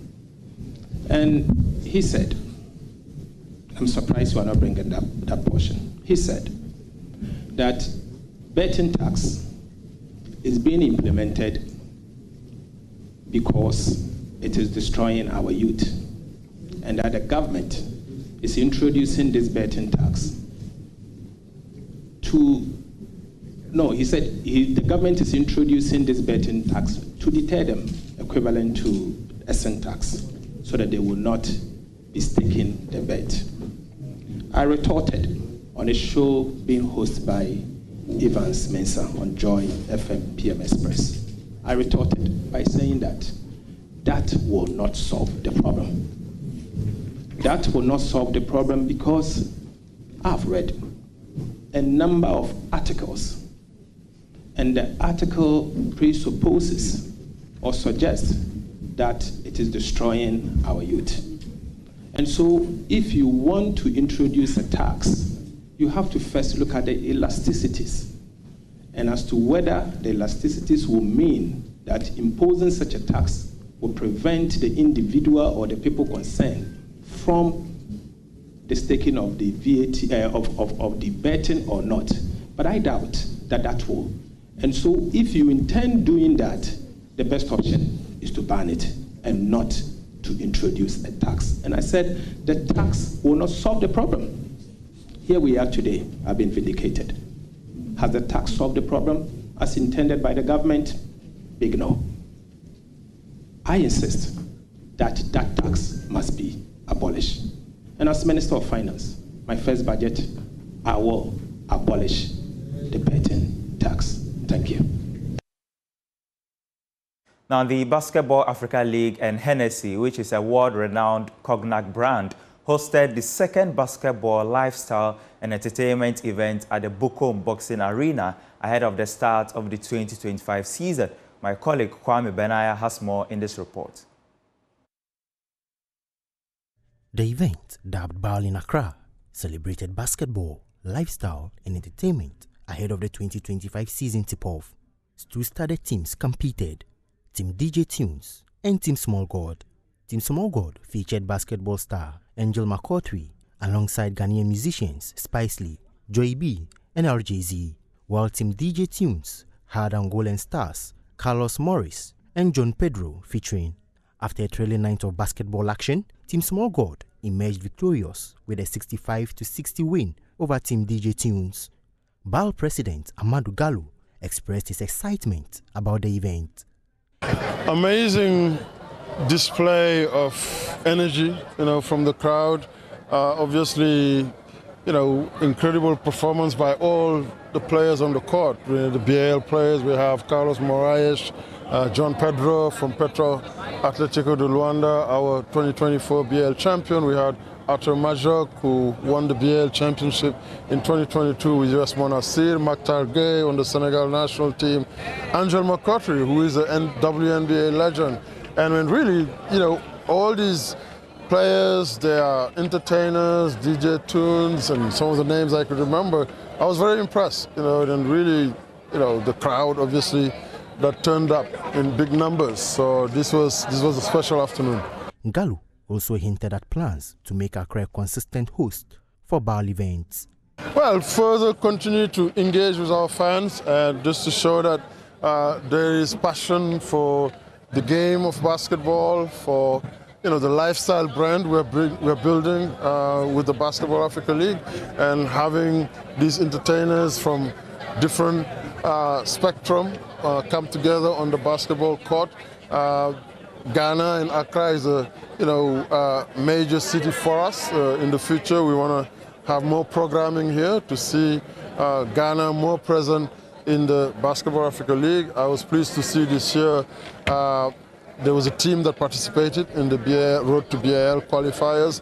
So step by step, and also the work that Paps Bensubansu, our BAL ambassador, is doing here. He's launched Seed Academy Ghana, seeing those kids in the stands. Yao Sheki, who we've worked with for many, many years, all the work he's done at grassroots level. And I know that there is a renewed commitment with the Ghana Basketball Federation, with FIBA Africa, to really focus on lifting up the game here on the continent. The 2025 BAL season is scheduled to kick off on April 5 in Morocco, with the finals set for June in South Africa.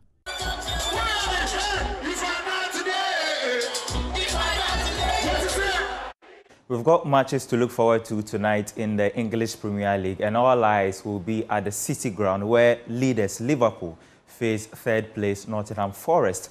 The host had already defeated Liverpool in the first encounter, and the Reds manager Arne Slot believes they are title contenders. I've always said that you can judge the table best halfway through the season, and that moment is there now. So if Forest is then up there with us, with Arsenal, Chelsea and City and all the others, then they definitely are a team that's in competition with us and with the other teams. And they deserve to be treated like this if you look at the way they play, if you look at their results.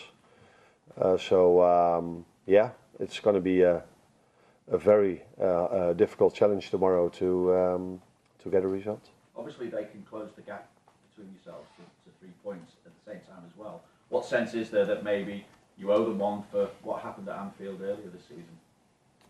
I think they already showed in retrospect how good of a team they are.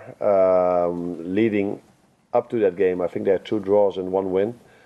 So that's why in general, I think every time when Liverpool loses a home game, that is something we don't expect. I think in that moment of time, I also saw the stat that Virgil played 100 home games for Liverpool, only lost once. So for us to lose then on that day was for me hard to take, as you probably experienced. Now looking back at it and seeing where they are in the league, it's not as been such a shock result as I thought it was back then. So they had a very good game plan, changed the wingers that normally played and brought them in the end, and they made a difference. So although I expect their wingers that have done so well to be in the starting 11 tomorrow, is that something he changed back then, and that worked really well for them during that game. And that's your sports. My name is Haruna Mubarak. The AM show continues right after this.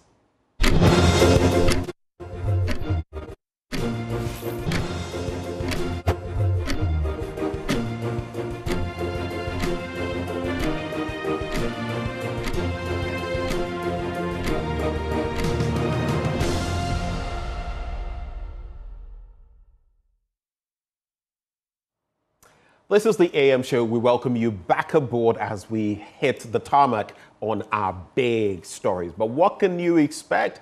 We'll be heading to Parliament, the Appointments Committee, and some of what the nominees have been saying. Sweetie Amochi, what can you tell us? You know, the Finance Minister designate, Dr. Casey Forson, has assured that e-levy and the betting tax will go in the first budget. And he's insisting that he's able to boost revenue without introducing new taxes. Plus, the Minister-designate for Energy, John Jinapua, has also made some revelations about the energy sector debt, and it hit a whopping $3 billion. We will discuss all this, but our data man, Isaac Ofieje, researcher and data analyst, is here in the studio with us to help us put everything that happened yesterday in perspective. Kofi, it's good to see you. Good morning. What do you have for us this morning? Well, so on the smart world right now is the bigger umbrella or the framework under which Dr. Casey Forson spoke yesterday. That's about the 112 promises on the economy. He won't be alone in helping achieve this 112 promises. Definitely, there will be the governor of the Bank of Ghana, because you can never talk about the finance minister without his other pair, which is the governor of the central bank. They're supposed to work together to help achieve the kind of economic promises that the NDC put in their manifesto. So quickly, we will go to what you just put out, the abolition of some certain taxes that the NDC promised in the 2024 manifesto. So on your screen is the e-levy, the COVID-19 levy, betting, tax, and the emissions levy. Definitely, there was also another, scrapping policy on the import duties, especially on vehicles and other equipment for agricultural purposes. That will be what we'll be discussing in terms of what the finance minister designate actually said yesterday. He was very, very categorical yesterday that these taxes will be abolished. And I mean, there was that difference between rationalization and abolition of these taxes. So let's go back to the smart wall and look at the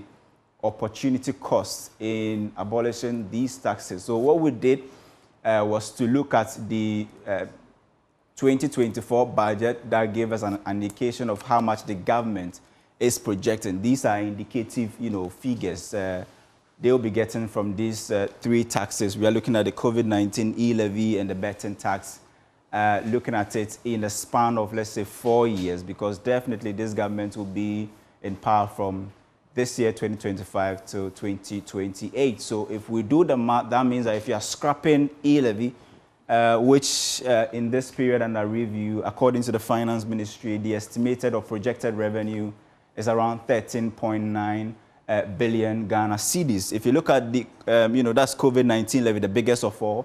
E-levy is around 8.27, so that's around 8.3 billion Ghana cedis.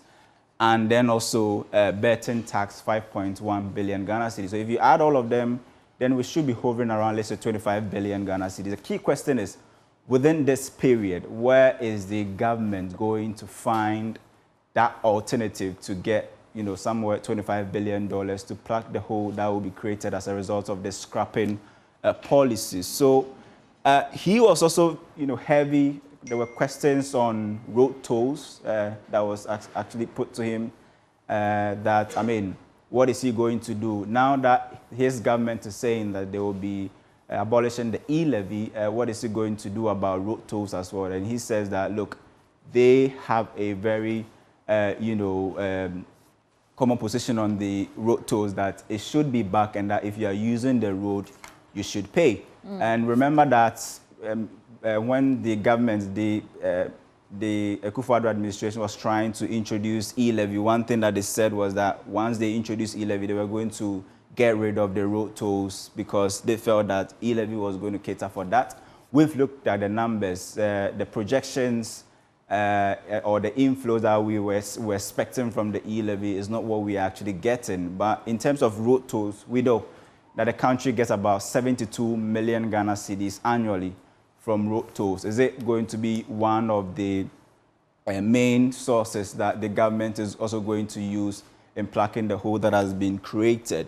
Definitely, he also spoke about this aspect, which he says that that's what going to be his mantra. That is, priority is to a stable cedi, low prices, and the creation of jobs, which I believe that there are some of these things that are really above the finance minister, especially if you want to create a stable cedi. Definitely, you need to work with the governor of the central bank. It isn't the sole responsibility of the finance ministry or the finance minister alone. There's supposed to be some collaboration there. Prices, definitely inflation targeting and helping to control prices will definitely be also in the domain of the governor of the central bank as well. And job creation, this will be from the government. And so how he's going to allocate the country's resources in creating the jobs will also be very key in this 4-year period that they have been given. So what we did was that we looked at his target for a stable cedi, and he says that, look, he is going to work to bring annual depreciation of the cedi against the dollar to somewhere around 8%. So we looked at the data, and we are saying that this is the mountain of problem that Kcee Lato-Forson is going to face as finance minister. So definitely, when they were leaving power in 2016, the dollar was around, let's say, 4 cedis back then. Now we are talking about $1 to somewhere 15 cedis, 50 pesos. And so how is he going to achieve that 8% target in terms of depreciation of the cedi? It will be, a Herculean task for him, looking at the mountain that he's faced with at the moment. But he says that that is their target, to bring depreciation of the cedi. We've looked at the data. The average since, COVID period, or let's say post-COVID, has always been around between 19 and 25%. So how is he going to bring it to 8% will be key. It will be interesting to see how the government will do that. And he made interesting comments on debt management. He says that, as I have said, don't be scared. He's telling Ghanaians that, look, don't be scared. We will manage this debt. He's talking about Ghana's ballooning debt stock and how the NDC is going to, manage it. This is the problem that we are talking about, where they left office with a debt, position, let's say around 122 billion Ghana cedis. Now they are back inheriting a debt of 761 billion Ghana cedis as of the last time that the Bank of Ghana updated this data. How are they going to, manage the debt? Looking at the fact that in this 4-year period of John Dramani Mahama, we will be resuming most of our debt servicing obligation, especially at the external side and domestic as well. How is the government going to do that? And I've said that this is the first time that the NDC administration will be running a country without a very deep domestic bond market. The first time that the NDC will be without a bond market. The only market that they are actually, have access to at the moment in the domestic space is the treasury bill market. How is the finance minister going to, manage the little that they will be getting from the treasury bill market? And the debt situation is there. This is currently what the government is supposed to be paying in the Eurobond market when we resume the debt servicing obligation. I mean, by 2026, we should be around $1.3 billion. That is very huge. This is just at the commercial side. We've not spoken about bilateral arrangements and other, debt arrangements. He also spoke about, default, and he said that, look, we are not going to default, so relax, calm down. Government is not going to default.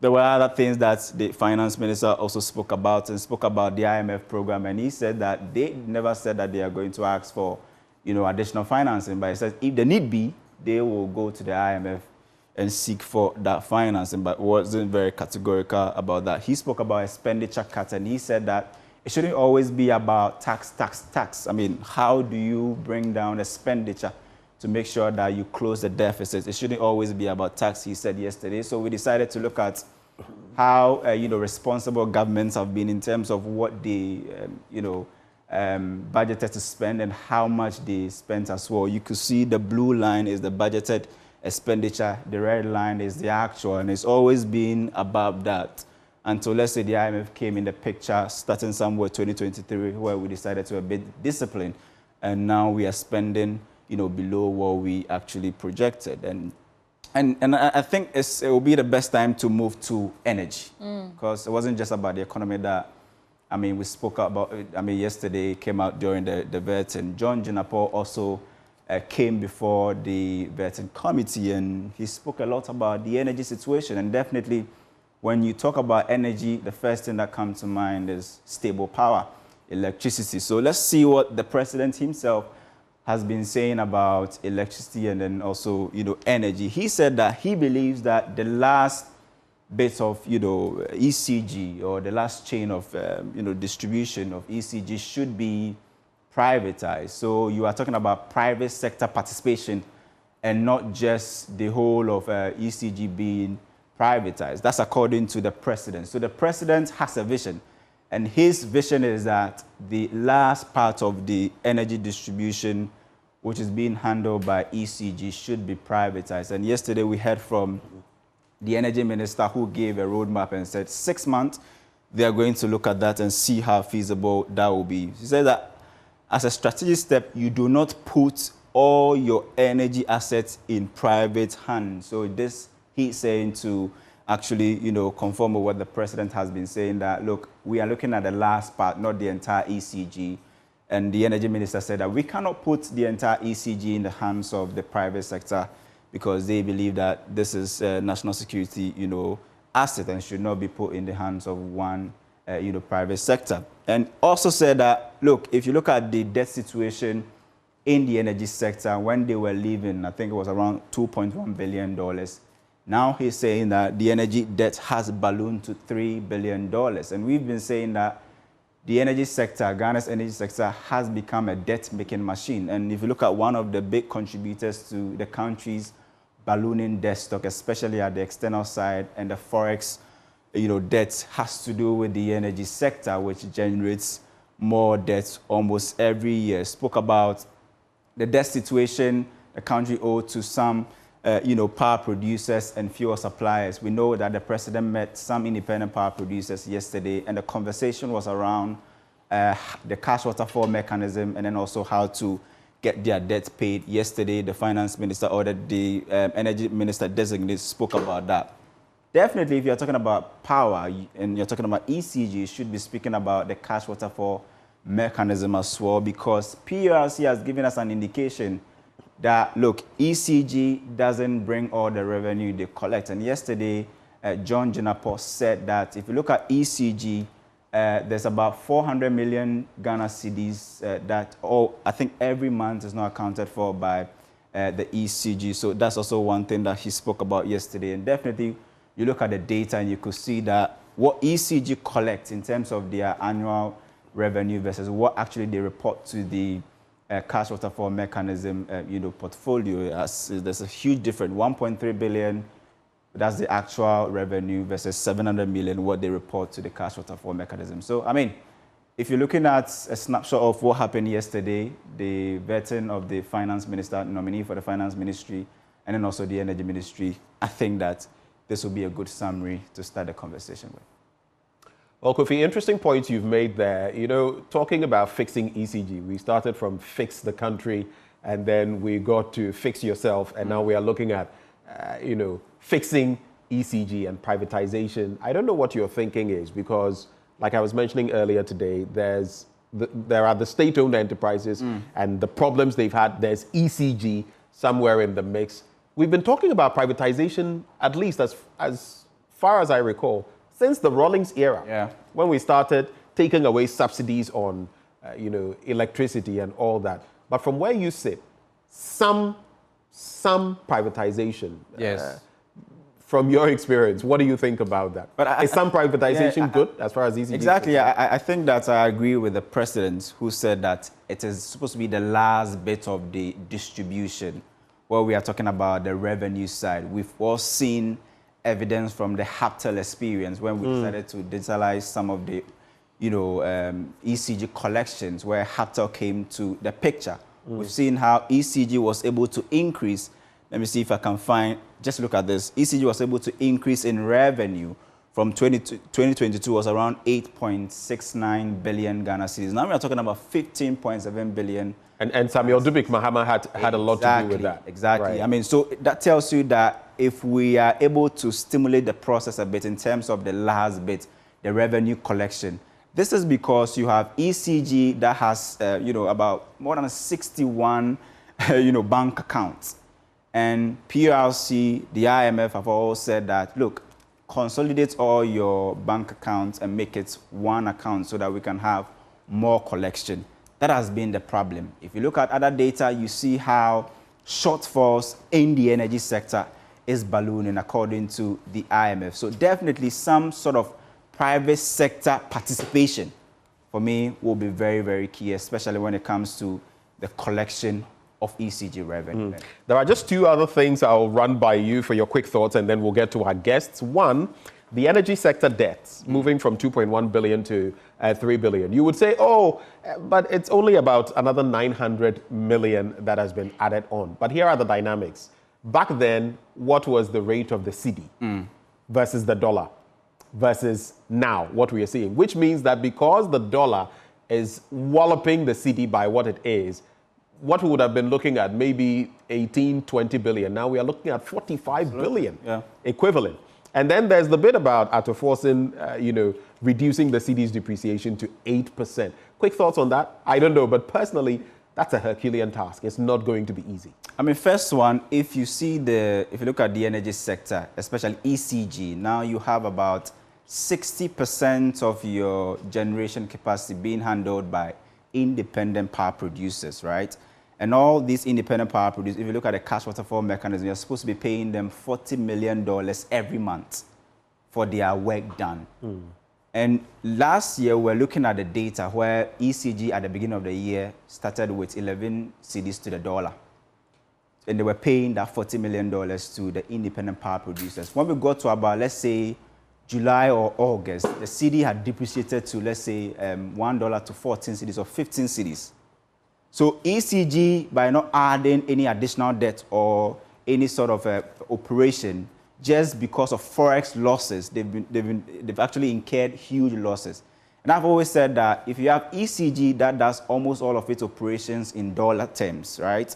Producing of the energy, buying the fuel, everything is in dollar terms. But when it's time for ECG to collect the revenue, they collect revenue in cedis. So that shortfall will always play a key role. And if we're able to look at this data, for instance, maybe we'll understand why it's important to talk about that. Yes, this is the data from the World Bank, and you can see the energy sector shortfall that the Mahama administration will face from 2025, $4.9 billion Ghana dollars. So it means if you want to keep the light on, the Mahama administration in 2025, if you look at business as usual, if they are not doing any form of restructuring or anything, they need to find $4.9 billion to keep the light on. That's a shortfall. 2026 is supposed to rise to 6.6 billion Ghana cedis. If they can't find this shortfall, if government cannot fund it, definitely will be added to the debt stock.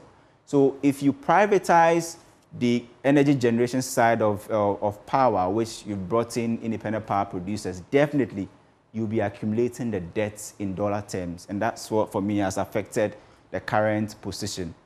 In terms of bringing the dollar down or the depreciation of the dollar to 8%, you first of all have to look at the depreciation of the cedi. Exactly. So you need to look at your international reserves at the moment.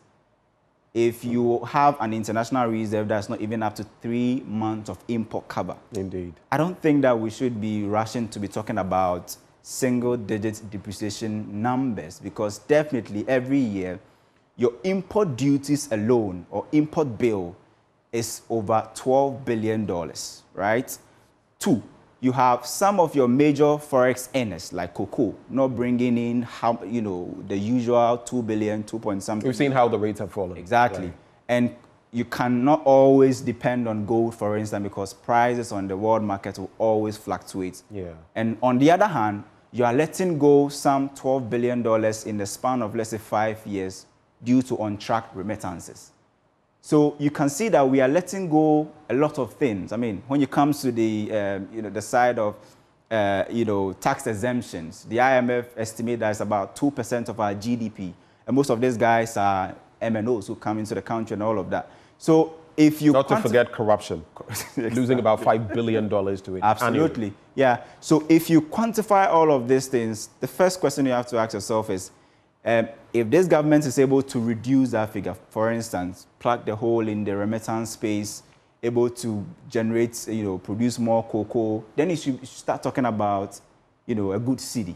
But once all of these problems persist, I don't think that we should start talking about single-digit cedi depreciation. It will be difficult to achieve it. I mean, when Winston was asked on radio today, he said it will be magical. Because I don't want to use that word, but I think that if you have some of these problems, all right, it will be difficult. Let me quickly bring into the conversation. We have our guests joining the conversation, Dr. Theo Champong. But let me also start with Dr. Gideon Boako, and then we'll get to salute our other guests. He's a financial economist, and he's also been advisor or spokesperson in the office of the vice president, the former vice president, Dr. Mahmoud Bawumia.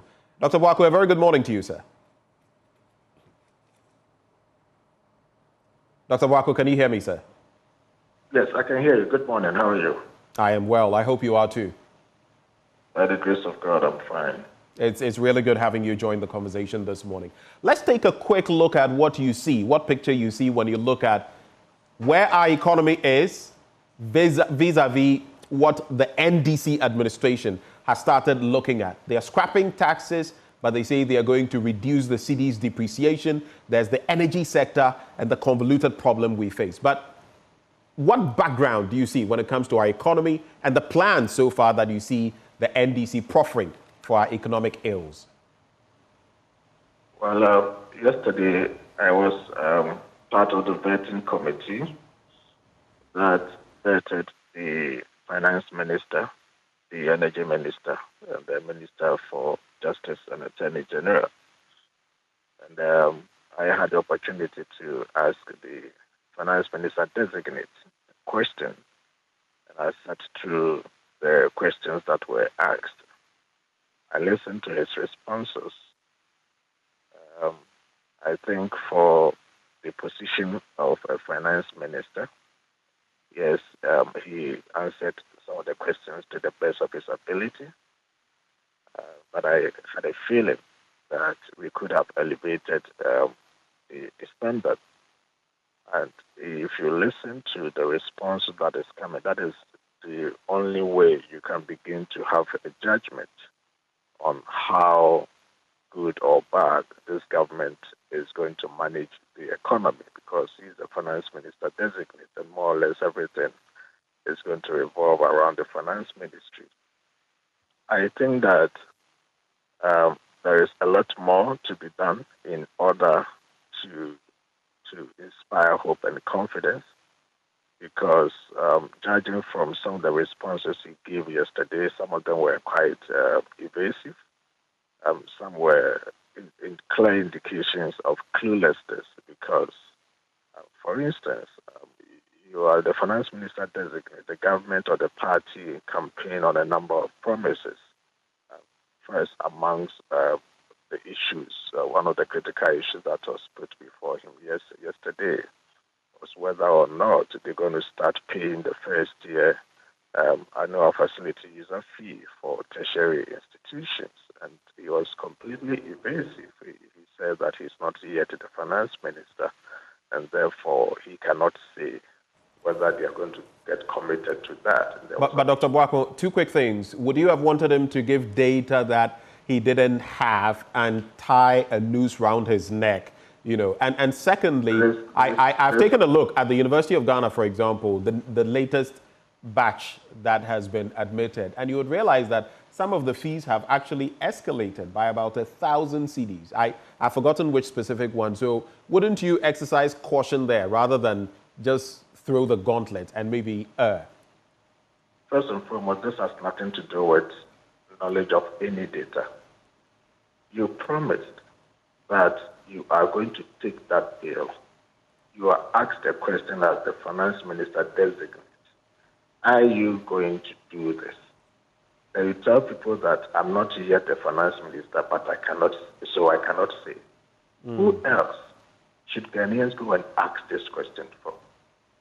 You are the man going to... Hello, Dr. Boako. Oh, that's sad. We just lost Dr. Boako. Some interesting points he's made there. Yeah. He says they could have elevated those who appeared yesterday before the appointments committee. They could have elevated the standards, including Dr. Cassiel Forson. He says a lot more is to be done to inspire hope and confidence. And he says it was a clear indication of cluelessness on the part of Dr. Cassiel Forson in some instances. Dr. Boako, can you hear me now? Yeah, I can hear you. I'm sorry, your line dropped. Please go ahead from where you left off. Yeah, so I mean, it was highly evasive. If he says he's not yet the minister, so he cannot make pronouncement of that, why did he commit to scrap e-levies and betting tax? He was very emphatic on that. That yes, they promised they will scrap e-levy, they will scrap betting tax, and they are going to hold on to that to do exactly what they promised. He was very responsive on that. But on other questions, he was evading the question. Then he was asked the question, if you scrap e-levy, you scrap the betting tax, you're going to have a revenue shortfall. How are you going to make up for the revenue shortfall? And the response he gave was highly clueless. He said they're going to cut expenditure. If you have a revenue shortfall and you cut expenditure, what have you achieved? You are telling Ghanaians that the things that you're supposed to do for them, you cannot do for them. If you're supposed to hire 100 people, you're going to hire 50. If you're supposed to construct 100 kilometers of roads, you're going to construct 50 kilometers of roads. Who loses at the end is the Ghanaian people. Okay, so we have to. I don't get it when politicians say I'll cut expenditure to make way for revenue shortfalls. Why don't you? I have just a few quick questions for you, and then we'll move on to our other guests. Now, he did talk about widening the tax net, and we know that that has been one of our banes, economic banes. we are raising funds from the same old people and constricting them with higher and higher levies and taxes. He made mention of that. But don't you think, look at the example of Argentina, for example, and the economic miracle that they are experiencing in just about, what, 8 months, thereabouts, tightening the belt, the economic belt. Is that not one of the ways, while it may reduce government expenditure and maybe even development in some areas, it also has a knock-on positive effect, doesn't it? I know that in respect of the 24-hour economy, that would be interesting, because if you're going to create more jobs, then you would need more money to pay more people. But from these two angles, what's your take on that? But I don't understand what exactly they mean when they say we have to tighten belts. Okay? The government has a responsibility to do what they think will be in the best interest of Kenyans. So that responsibility is on them. What I want them to focus on is to see how best they can increase the revenue and not necessarily cutting expenditure. But don't you agree that we were in some areas spending much more than we needed to spend? Look at how much we import into the country, for example. If we substituted that in rational ways, would that not be a way of cutting down expenditure, saving, hard currency? I'm not too sure about what you are saying, but the most important thing I want government to focus on, how do you increase revenue? Because Ghanaians have insatiable wants. You cannot meet all of them, but you don't also have to do things that will rather impoverish the people. It's so critical, because if you focus on cutting expenditure is more or less depriving the people what they ought to get. When governments are so inefficient, they are unable to raise revenue the proper way without also overburdening the taxpayer. Then they say, we want to cut expenditure. And when you cut expenditure, it means the things that you must provide for the betterment of the life of the voter, the Ghanaian person, is what you're going to deprive that person of. So that is one thing I want us to see a focus on. The other thing is that he was asked a question about the scrapping of e-levy betting tax, and it was linked to whether or not they're going to be able to do that in the midst of the IMF program. And he said yes, because once they do that and they cut expenditure, they'll be able to match up. And I see that to be clueless, because in the IMF program, when we do our debt sustainability analysis, we are required to match our debt service burden with our revenue. So when you you scrap some taxes, that will give you revenue. The IMF will require you that how much revenue are you going to raise to match up with the debt service burden? You need to meet that requirement in order to qualify for the next tranche of the disbursement.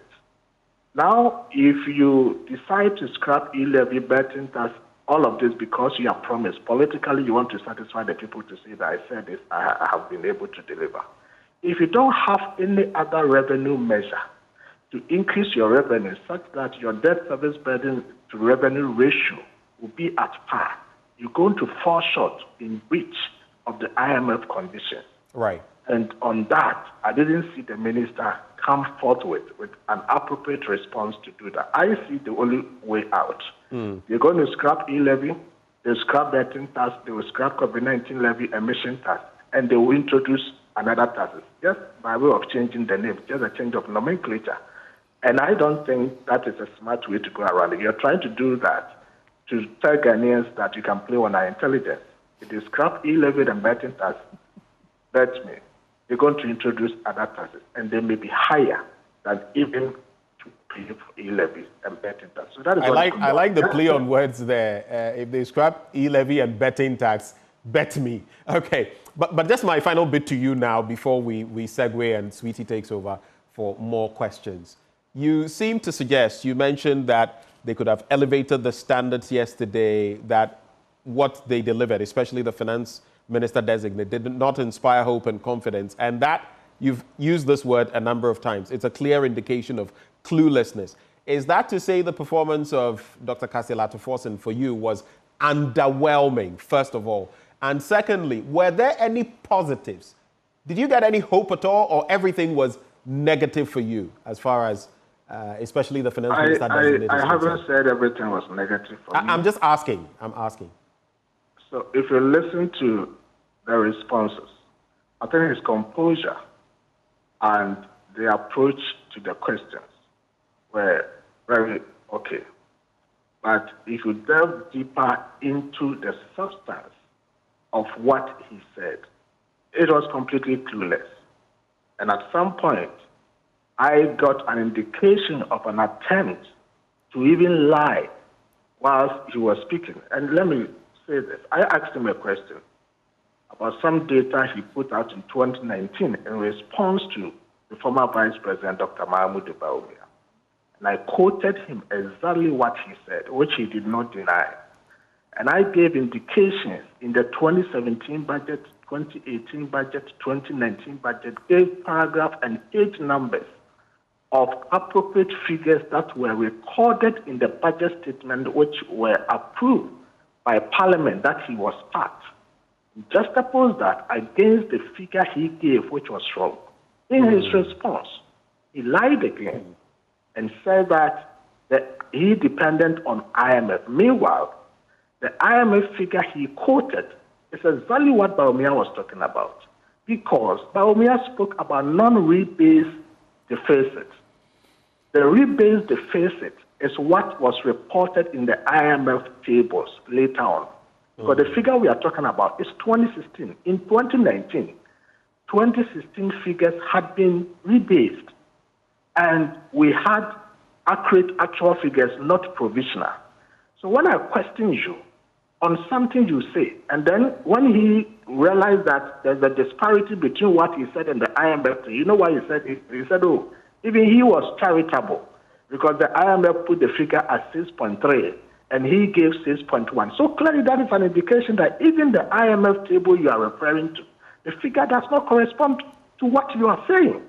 And I think that in all honesty, he should have admitted, yes, he got that figure wrong, but going forward, he realized that it had been corrected, and then we move on. That is why I say that the office of a finance minister must come with utmost integrity and honesty. But when you begin to even swerve questions and even lie through your teeth, when there's clear indication that the figure you gave, as has been pointed out to you, was wrong, and you sought an attempt to refer to an IMF table, and quickly you saw the IMF figure to be different from what you said, and the only thing the minister could say was that, oh, I was even charitable because IMF says 6.3 and I said 6.1. Honestly, I lost so much confidence and trust in the minister, because I felt that at that level, we need to be very honest and show utmost integrity. He failed to do that yesterday. And I was so disappointed that as a potential finance minister, you cannot even come clean on simple data misrepresentation.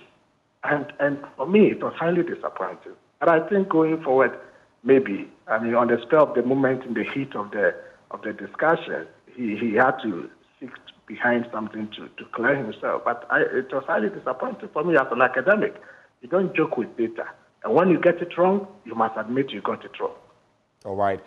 Hold for me, Dr. Gideon Boako.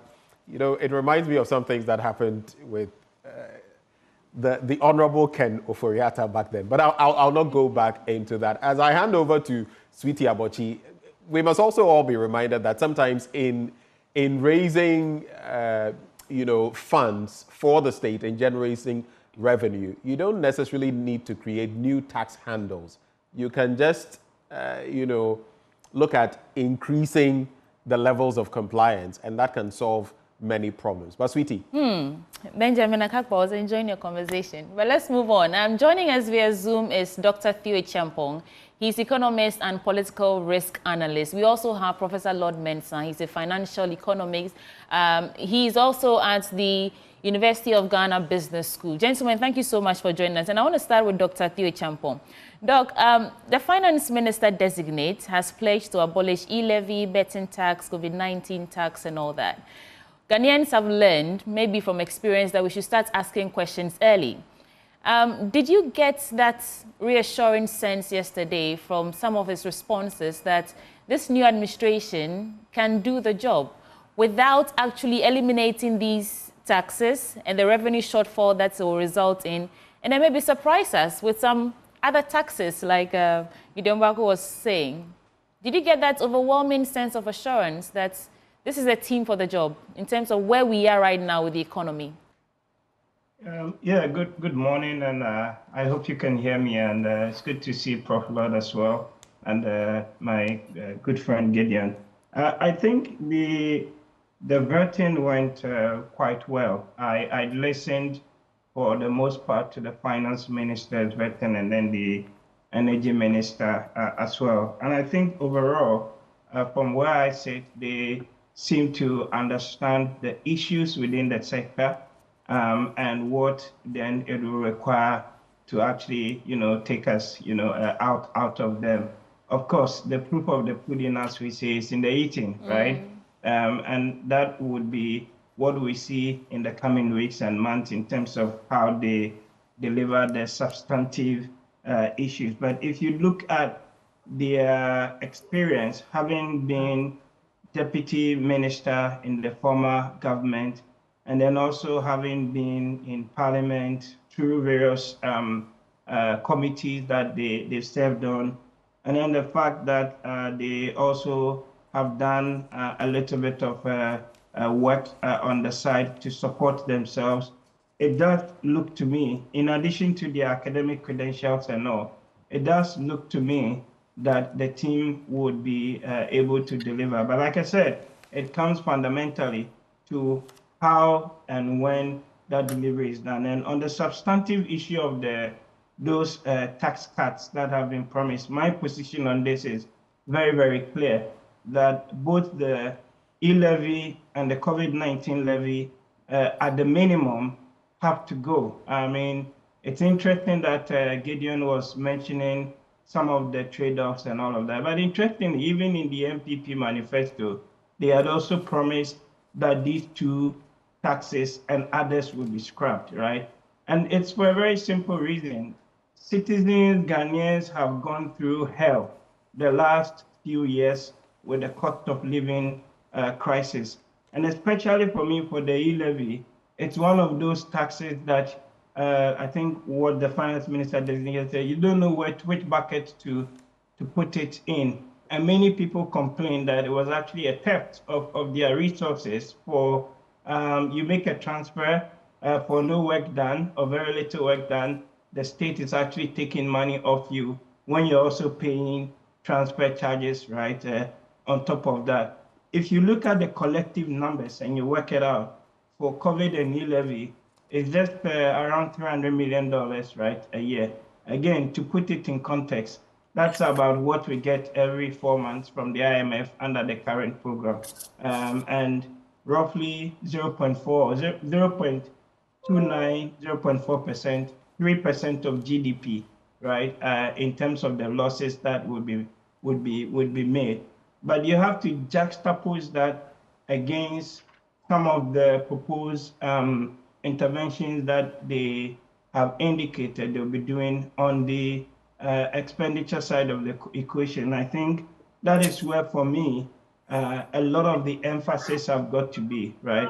That it's not just a question of spending, and it's not just a question of also raising revenue, but the quality of the revenue, the tax base, the incidence of the tax, and then how you also spend it to ensure efficiency becomes absolutely critical in all of this conversation going forward.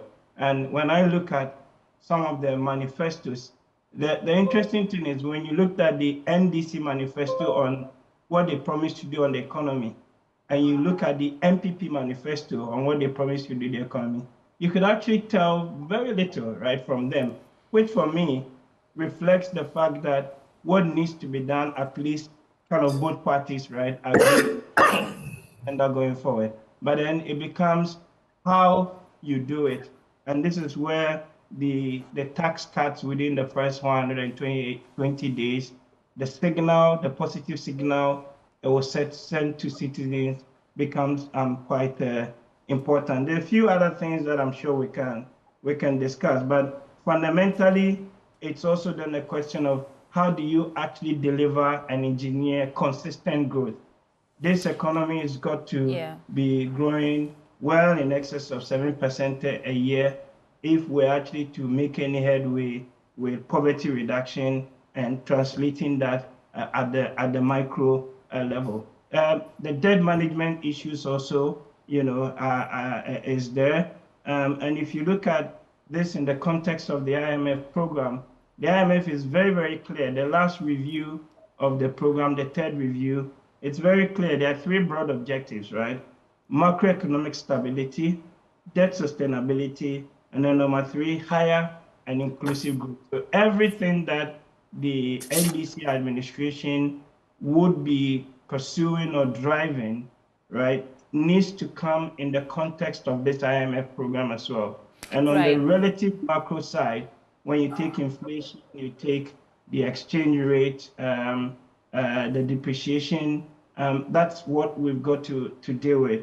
But my emphasis really for me is how you actually engineer sustainable growth and the levers that is available to government to do that, especially, for example, the 24-hour economy policy and the tax incentives that they'll be offering in relation to that. Right. And Doc, please hold for us. Let's go to Professor Lord Mensah as well.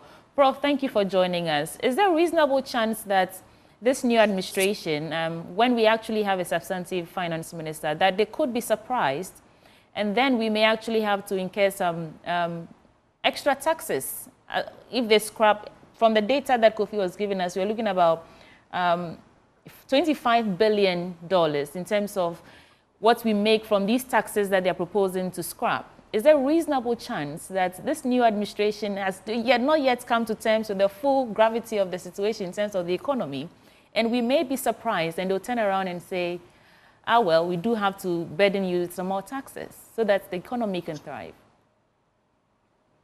Well, good morning and good morning to our viewers. And let me say good morning to my good friend, Theo.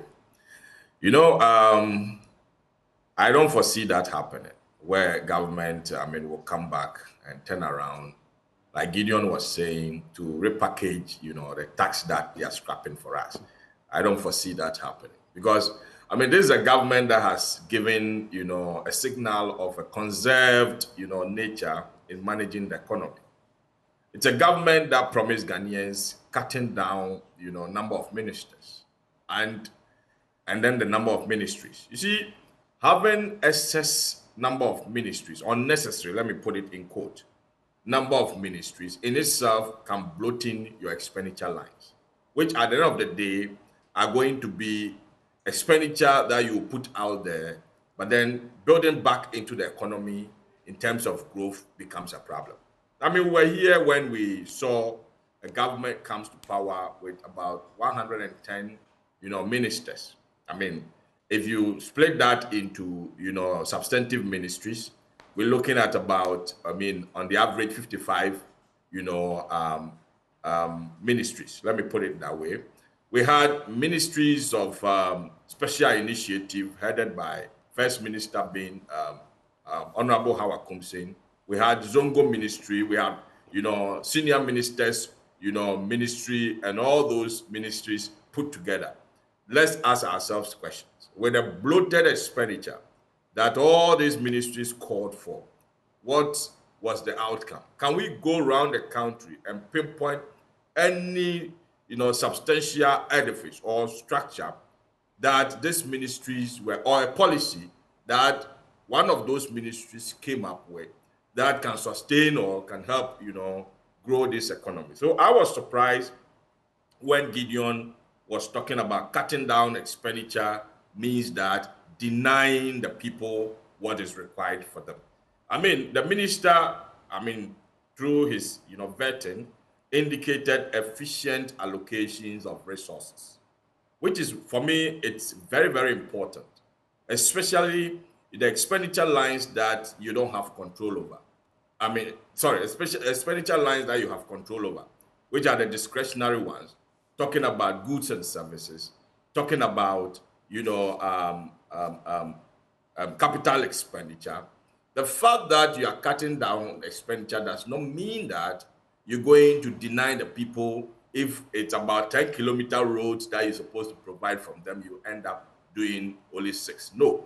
Efficient allocation is very, very important. Do we know, the kind of bloated government, procurement issues that we've been having in this country? Right.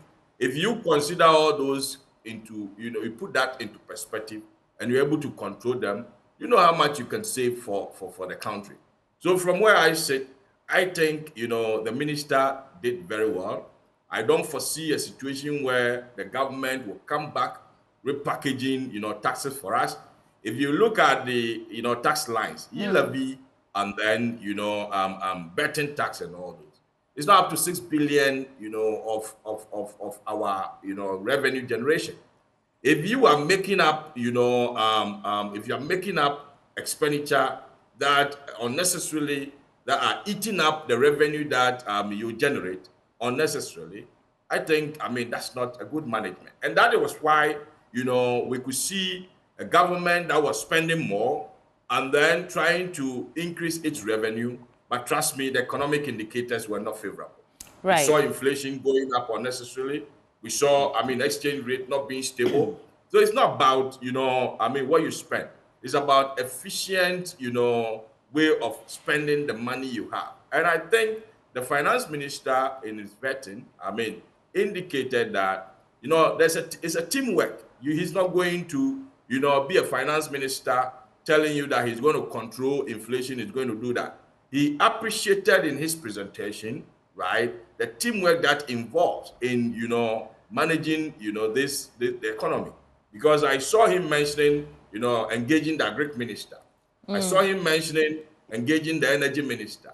So it tells you that he's a finance minister who appreciates the teamwork that, comes with governing a country and then ensuring that the economy falls back on track. So from where I sit, I don't foresee a situation where, we're going to have a repackage in taxes because, the finance minister himself, if you look at his posture and the way he was sitting, you don't see any, I always put personality, in terms of management into perspective. Right. Because, the person and then his character plays a major role in his decision making. Okay. Prof, Prof, looking at Atuforsen's posture and the way he was sitting down, for me, he's more a conserved person. And if you ask me, he's the right person to lead, the economy for the next 4 years and see what will happen. Okay. Prof, we'll come back to you.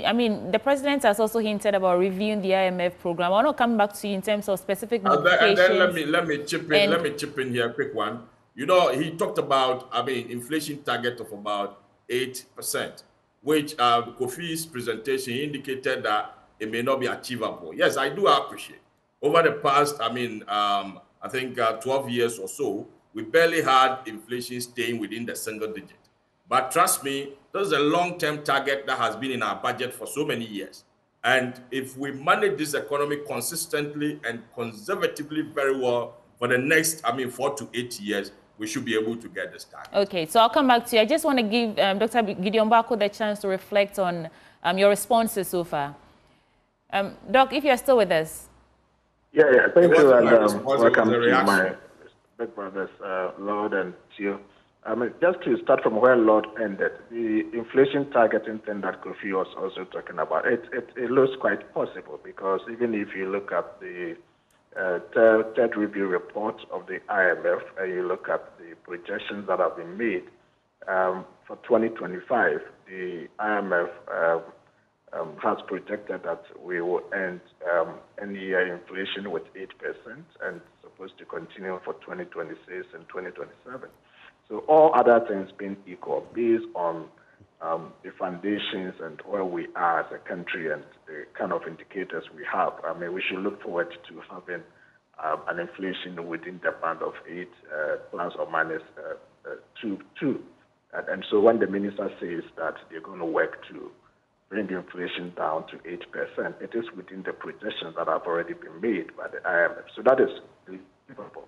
I mean, if we put things right. I think that we all agree, listening to Theo and the Lord, that we are not saying the scrapping of the taxes is not possible. In fact, just as Theo alluded to, we had signaled in the NPP manifesto that we're going to scrap these taxes. And don't forget, in 2017, when President Akufo-Addo assumed office, his first budget scrapped or reduced about 17 different taxes in this country. Okay, so the issue about scrapping taxes is something that has been done before. This time around, we're talking about just about 4 taxes. In 2017, President Akufo-Addo scrapped or reduced about. Right. Thank you so much. I don't know if your line dropped or if you concluded on that point for me, but I want to find out from you, Professor Lord Mensah, what specific modifications to the IMF deal? We can't discuss the economy without that. Should we be looking at, and how would that impact our fiscal policies and, economic recovery efforts?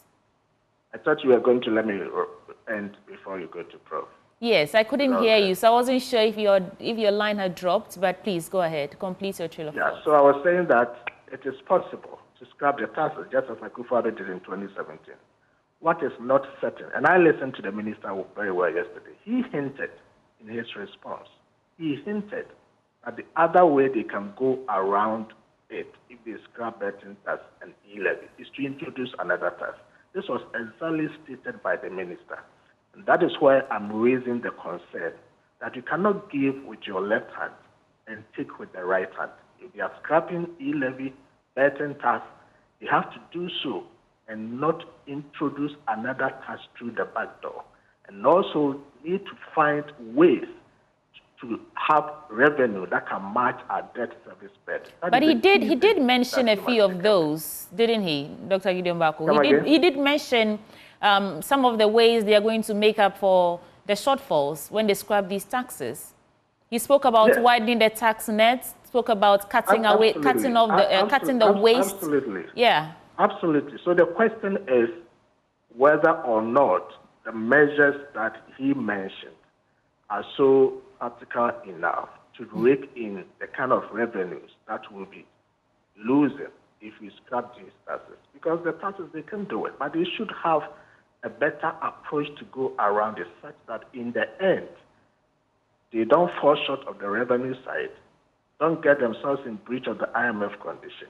And because they have shortenfall of the revenue side, the only thing they want to do is to cut expenditure. And which expenditure line are they going to cut? These are the critical questions that we must make, because government expenditure basically is on the monuments, interest on existing debt, and then expenditure in like construction of roads, schools, and all of that. Which one of them are they going to cut in case the measures they are putting across are not able to rake in the revenues? We need to know, such that the Ghanaian people will know that if we are cutting expenditure because we are scrapping taxes, it is not going to affect expenditure. That will have to go into supporting the vulnerable. It's not going to affect expenditure. That will have to go into paying teacher training allowances or giving scholarships to people or constructing roads. These are critical questions that we need to ask. I am curious, and of course, we would all be concerned about any expenditure cuts that may affect, social intervention policies like LEAP, like free SHS.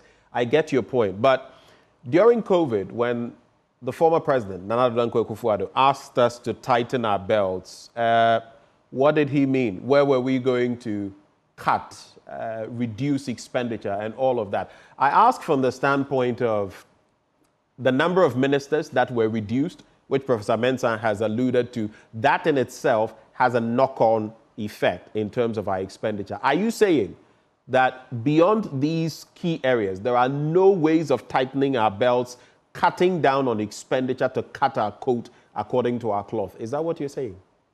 I'm not saying that. If there are other ways, the minister ought to come clear and tell us those other ways. Then we can analyze them to see the fiscal impact. Because we can also talk about ideas. But what is the fiscal impact? Okay. And it is not me or you to tell Ghanaians that these are the other ways. It may be early days yet, but we need to know, and I expect to see that signaled in the budget that the minister is going to present to Parliament. In the budget, we should be able to know that these are the expenditure lines that we want to cut. These are the fiscal impacts in quantifiable terms. This is how much it will help us to be able to address this shortfall. These are critical questions that we are asking and drawing the minister's attention to them now, such that in the budget, there would be clarity. At this point, he may not be able to lay bare all the things they want to do. But we also have to help by bringing out the question and suggesting the ideas, such that in the budget, there should be utmost clarity. If you're cutting expenditure, is it salaries? If you're cutting expenditure, is it reducing ministers? All right. Now, you may not be in power, but you are still in government. And that's why some of you are members of parliament. You were on that appointments committee, and you're supposed to help the party that is in power to govern. So from where you sit, what are some of the areas where indeed such expenditure could be cut while still ensuring that the developmental needs of the people, social needs, public needs are met? If the government or the minister appears before us in Parliament and brings this forth to act for suggestions, we will contribute and offer ideas to the minister as of the best ways to go around it. But as of now, you cannot make any proposals. I'm saying that in my capacity as a member of Parliament, what can I do to help? And I'm saying that if the minister appears before us in Parliament and brings his proposal, we will scrutinize the proposal. And whatever ideas we have to offer, we will offer those ideas to the minister. Would that proposal necessarily be the budget? You mean budget as in what? I mean, you're talking about the minister's proposals, and I'm saying that... No, the minister is allowed to come to parliamentary select committees, either finance or whatever. I don't know which committee I'm going to serve, but I'm sure, I'll be on one of the committees that will be related to the works of the minister. The ministers are not, don't just go to parliament because of budget.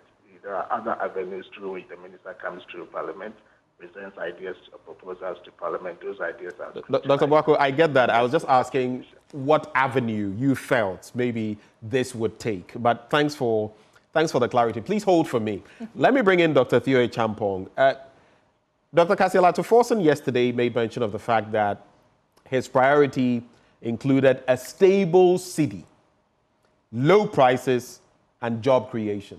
Now, we know by what extent the cedi's value has been eroded, and which has, again, a knock-on effect on even our energy sector debt. Because if how many years ago you were looking at $2.1 billion and its equivalent in cedi terms, now you're looking at $3 billion, which is the equivalent of at least 45 billion Ghana cedis. Then you look at low prices of goods, services, and a lot of people are still in the doldrums as far as that is concerned. And then job creation. How Herculean a task are these three, which the finance minister designate has taken on? Right, but that's why we need big brains, and we have people like him and others at the Ministry of Finance and the other ministries to actually deliver on this. Yes, you're right that ultimately it's within the realm or the remit of the finance ministry. However, there are other components to it. So, for example, the question of low pricing, basically inflation management, it's not just a fiscal issue. There is the monetary side to it, what the Bank of Ghana, right, does. There's also an agriculture side to it. So if you unpack inflation in Ghana, food versus non-food, in the last few months, we actually did see some of the food inflation, right, figures going up. So it then comes back to, okay, with all the things that we say we want to do on, say, the 24-hour economy, right? Right. How do we engineer agri-sector recovery and growth such that we're actually consuming more of the local produce at competitive prices, and then that has a cascading impact on inflation, and then also ultimately has an impact on the city. So these three things are actually linked dynamically. if you just take the cedi for a moment, historically, the cedi actually has been depreciating by about what 12-15% every year. In that regard, I think in one particular year, this would have been either 2021 or in the early days of the MPP, it was probably around 5% or so, something in that regard. But what is really important for many businesses and for many traders, it's not necessarily the rate coming down, even though that would help. People just want stability, right? So if it is 14 cedis to $1 now, and we can play within that band, plus or minus, the 15-20% depreciation, okay, so be it. It can come down even further, right? But if you just look at the historical data and you did an extrapolation of that, you're probably looking about what 15% or so, right? Depreciation in that context. The issue of job creation is the one that, for me, I think is, like I already indicated, extremely paramount, because at the end of the day, with all these big macroeconomic indicators, inflation, exchange rate, managing the debt, and all of that, if it does not cascade and translate into improving the lives of the people at the grassroots, then forget about it. We've lost the plot in that regard. So the job creation agenda and how you unleash and ensure that the private sector can actually compete and participate becomes extremely important, right, going forward. So again, what sort of incentives are we going to offer the private sector? To what extent? Prof. Lord studies the financial markets, and he will tell you, you look at the data, the government is literally outborrowing the private sector. And you go to the markets, you want to borrow from the banks, they are charging you 30% plus, right? There is no way you can compete and create those jobs if those conditions are not right. So they are very much dynamically linked. But I also kind of want to caution a little bit here that it's not going to take overnight to turn this economy right around. There's sort of structural issues that we're dealing with and some of the challenges that we have to overcome. For example, in the energy sector with the mess at ECG, in the cocoa sector, again, with the declining production and the other challenges within that sector. You look at other sectors of the economy. These things are not going to happen overnight in terms of turning it around. I think at the minimum, you need probably about a year and a half before you begin to see those lag effects beginning to come through. But it's important for the government to send the right early signals to both citizens and to the investor community.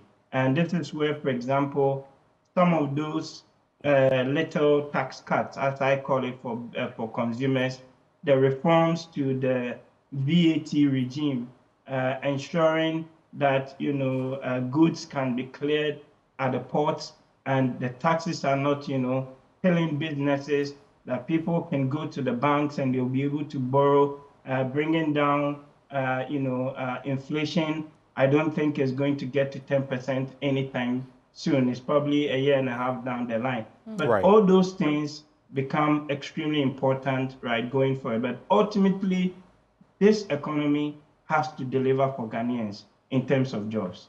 All right. Then the question I threw to Professor Lord Mensah earlier, I do want to pick his thoughts on that briefly before you come in. I mean, we cannot discuss this without talking about the IMF. Prof, I just want to find out from you where all these proposals and policies sits in the IMF program, especially with talks of, reviewing it. So what exactly should we be looking at in terms of specific modifications, and how would it impact our fiscal policies and economic recovery quest? So, I mean, from where I sit, my understanding, and clearly we know very well that under an IMF program, we have, our economic indicators behaving in a good manner, which intends to help us, hit some target that are good for a good economy. And it has been with us all these years as far as our visit to IMF is concerned. And so first of all, I will ask for extension of the program. And extending the program means that we shouldn't aggressively come out of it. Because as we speak now, IMF is more or less, behaving like a headmaster who, controls the way we source for funds and the way we manage, the funds available. And so we're having that kind of soft, supervision on our budget alone, is helping the economy come through to certain target. And so I will ask for maybe a year or two extension. We shouldn't aggressively come out of that. And then also the previous, if you look into the program very well, it talks about expenditure rationalization and revenue enhancement. And I think the previous administration emphasized on, revenue enhancement by introducing taxes here and there. This government should be able to shift the focus and delve deeper into the expenditure rationalization aspect of it and see how efficiently we can allocate the little resources that we'll be able to make as a result of, government scrapping, some few, I call it nuisance taxes here and there. Somebody will say betting tax should stay because it's more or less a sin tax.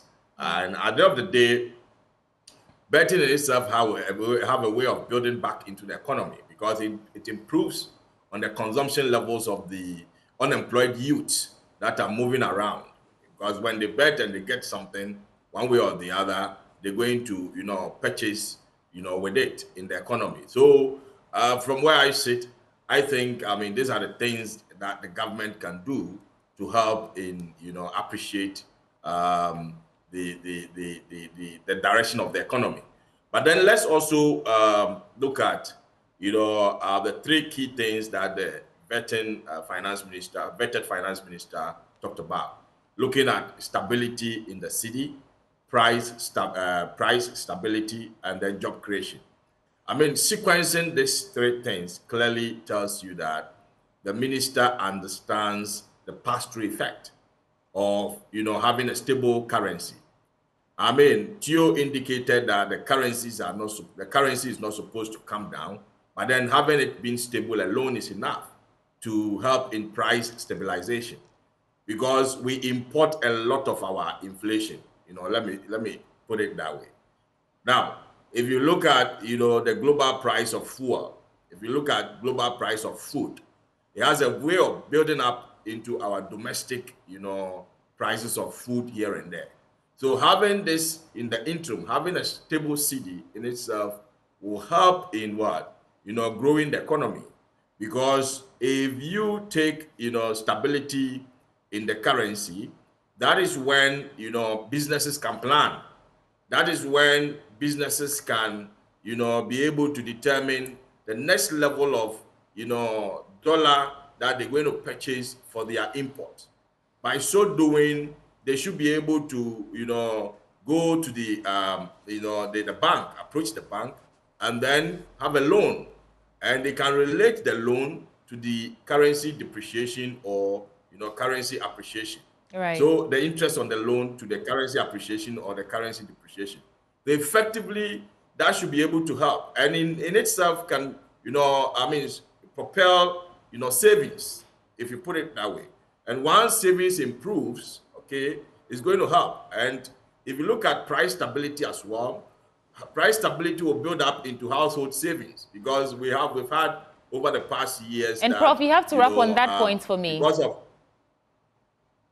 Because of inflation levels, households are not able to save. And we know the aggregation, effect of savings. Once savings goes on, individuals and businesses can go and borrow and expand their businesses. And through that, they can create jobs. So from where I sit, I think the minister understands the pass-through effect of, the currency stability on the economy. Thank you. Ben. Let me also bring in Nana Mwesi, the 7th Executive Director, Institute for Energy Security. He joins the conversation as well. Nana Mwesi, good morning. That doesn't sound good. It appears we lost him right on the cusp of speaking to him. We'll try to get him and just sneak through because Nana Nwesi, I recall, said sometime last year in April that the energy sector was shepherdless. In other words, without leadership. I was going to put to him whether he felt with John Abu Jinapor, it looked like it would receive a shepherd, and what his thinking was on our $3 billion debt and the way forward. Let's see whether we can get Nana Nwesi the 7th back. Nana Nwesi, good morning. Nana, if you can hear me, good morning to you. I think there's a problem there somewhere. Kofi Ajay, now having listened to all of these conversations, before we try to see whether we can get Nana Nwesi back on the line, what are your takeaways? Having heard the ministers designate, especially for finance and energy, speak, and the conversations we're having here with the economists and the finance people also sharing their thoughts, including a former advisor to Dr. Baumia, Dr. Gideon Boako. What are your takeaways? Watch the vet, and then you could see that this is a man who is confident about the job and about data as well. I mean, you could see he's read the IMF programs and he knows the data, he knows the projections.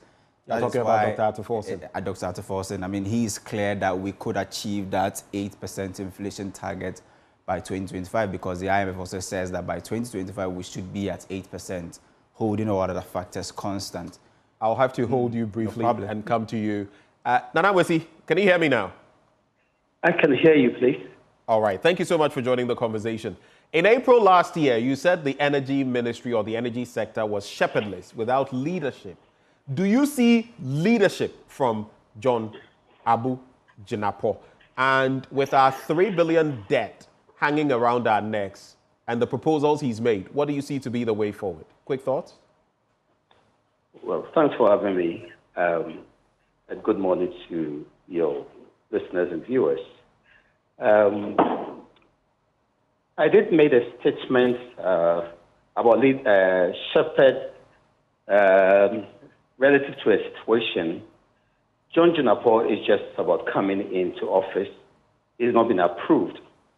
But if you want to gauge his capacity to run the sector, then probably you want to look at his past experiences and the learning curve, and also what's been able to read. As a student in energy law economics, I think that it's something that inures his advantage in such a role. Also a former deputy power minister, I think that's also another part that he can use to propel him to another level. Now to the debt in the sector, there's something that must be dealt with as soon as possible because until we're able to fix the inefficiencies, the revenue leakages, in particular the ECG, this debt will keep on increasing. And the increasing debt compels government to come in at a point in time just to rescue a situation. And we all know that government or the economy itself is struggling. And so if we add on the debt of the sector to the economy and the management of same, then we're putting a fiscal burden on the entire economy. And so a way must be found to address the challenge. And I'm sure that a broad stakeholder engagement, as he has indicated, is a way to begin to look at the teething problems and resolve them. And so the debt must be managed. And for now, I can say that, yes, there is a new leader in town, but he's yet to be tested practically on the job. All right. Thank you for those thoughts. And let me just correct, I have said twice John Abu Jinapor. I've been merging the two brothers. So he's Abdullahi, John Abdullahi Jinapor, and of course his brother is Abu Jinapor. I don't know, sweetie, whether you have any add-ons as far as the energy sector is concerned. I'll probably just add my voice to the many Ghanaians who say, whatever you do, just keep the lights on. Because just keep the lights on. That's all that we need. Kofi, thank you so much for putting that data in perspective for us. Benjamin, I know y'all said something I missed, but What did he say? What did who say? Yeah, Kofi? Right, okay, but... Well, it's been quite the conversation, hasn't it, on energy and the appointees. But basically, we're going to take a breather here. There's still a lot more to come. Yesterday, we started a conversation on the fire service and the impediments they face. We'll be delving into that and more. You want to stay with us. But let's quickly acknowledge those who joined us.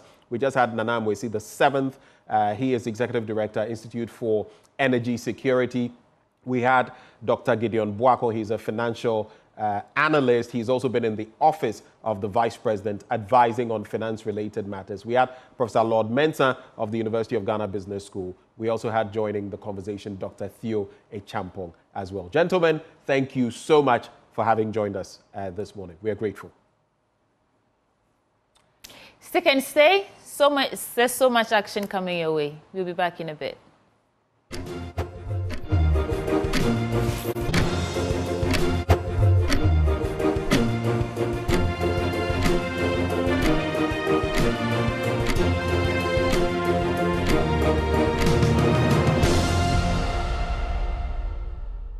Welcome back. You're watching the AM show. Now let's have a conversation on the need to have a smoke-free environment. In the studio with me this morning, Jemima Odonko, and she's head for tobacco and tobacco products at the FDA. And Jemima, thank you for joining us. It's not every day that we wake up and think that we need to have a smoke-free environment. And this is not just smoke from, burning bushes and the rest, but from smoking, as in cigarettes and the rest. Why is this important? Very much, and then good morning to your viewers out there. And I want to say a big thank you to you for giving us this platform to push through our campaign on the need for us to have a smoke-free environment. So why a smoke-free environment? Basically, the smoke-free policy are laws that enforce smoke-free environment, and these laws are enshrined in the Public Health Act as so Food we and have Drugs smoke-free Authority. policies, yes, which are enshrined in the FDA's in the Public Health Act. Okay, that is Public Health Act 2012, Act 851, okay, and Part 6 that talks about tobacco control measures, and then Section 58 bans smoking in public places. Exactly, the law defines public place as any place of collective use. So when you find smoking, it doesn't limit to just maybe certain settings, all public places. There's Joy Studio here, or Joy Environment is a public space.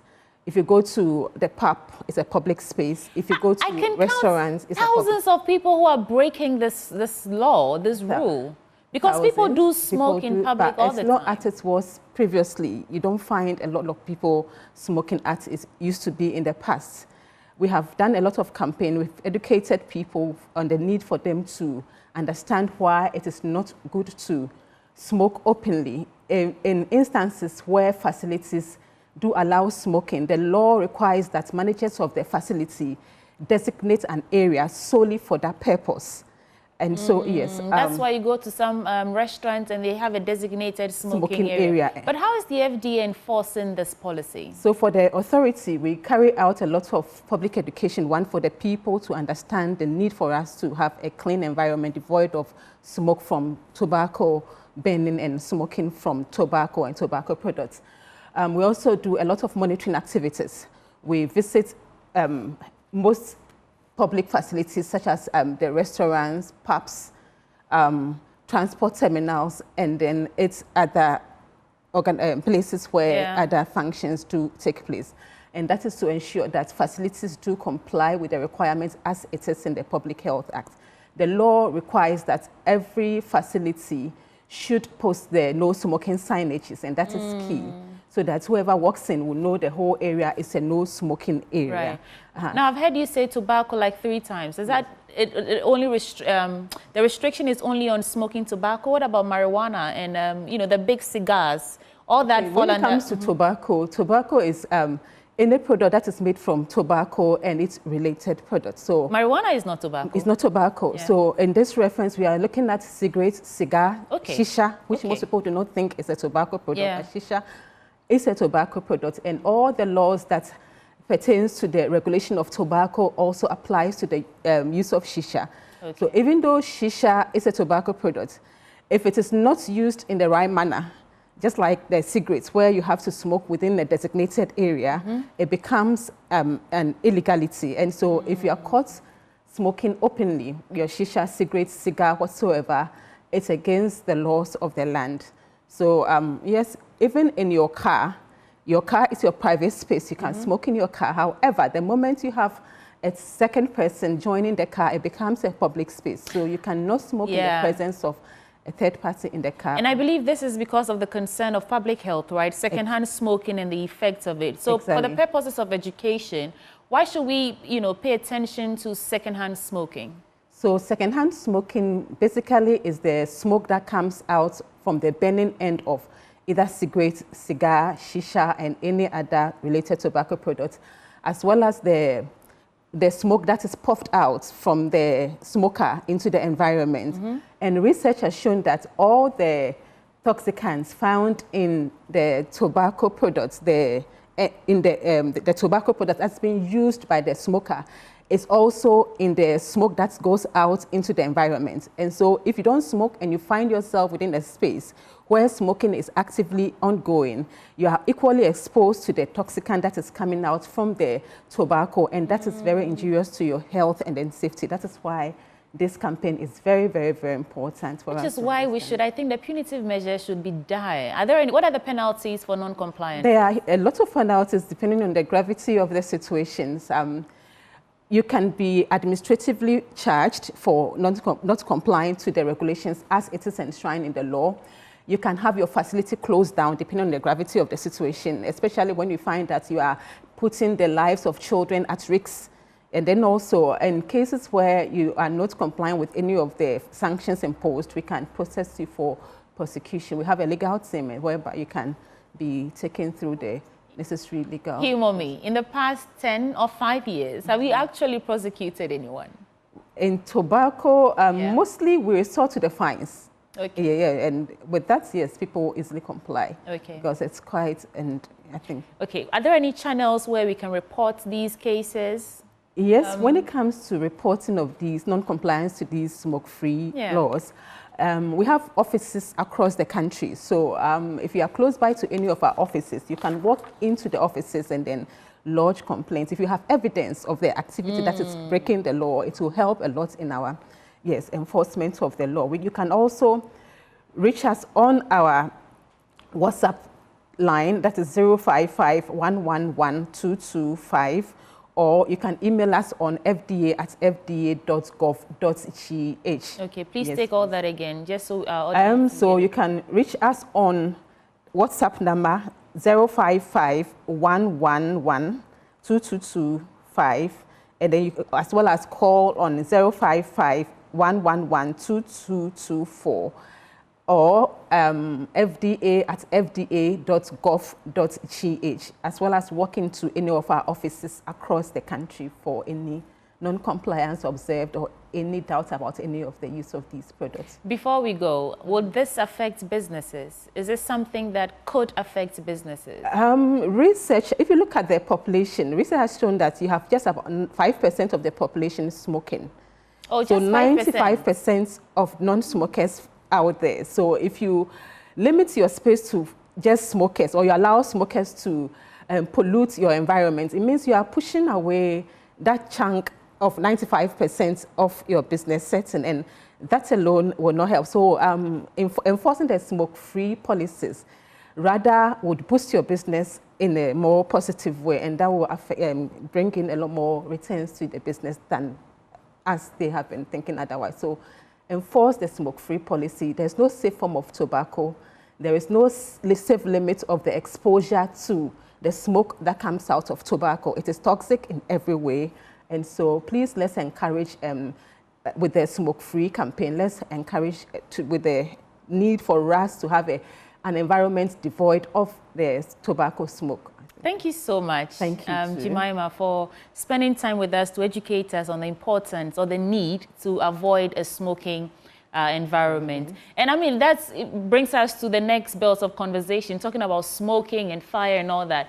The president met some markets, some traders over the recent incidents of fires that we've been experiencing across the country, and he's made some assurances. Let's take a listen, and then we'll be back to get into the conversation. Happening. In some cases, it might be due to wrong wiring and things like that, or use of inferior materials. But in some cases, too, we can't rule out what we call arson, that is deliberately, people deliberately setting fire in order to cause destruction. I remember it happened before in 2013 when I was newly sworn in as president. There were market fires in almost every market, which was quite unusual. And in many cases, the investigation showed that people deliberately set fire in order to just cause chaos and confusion. And so we need to look at several things. One, how to prevent it from happening again. Two, how to alleviate your plight. And three, how the market should be rebuilt. He has directed that security be tightened at major markets to address the recent spate of market fires. And so the first one is we held a meeting with the security heads today to see how we can tighten security around all the major markets in order to prevent any such occurrence. Just this morning, we heard about Teiman market, to a fire in Teiman market. So it looks like it's something that is going to continue, and so we need to take quick steps. And so I've asked the security to arrange with the various security services to tighten security around major markets. In addition to that, we are asking the National Fire Service in the nights, because these fires take place in the night, and that's what gives us room for suspicion that there are people who are deliberately doing this.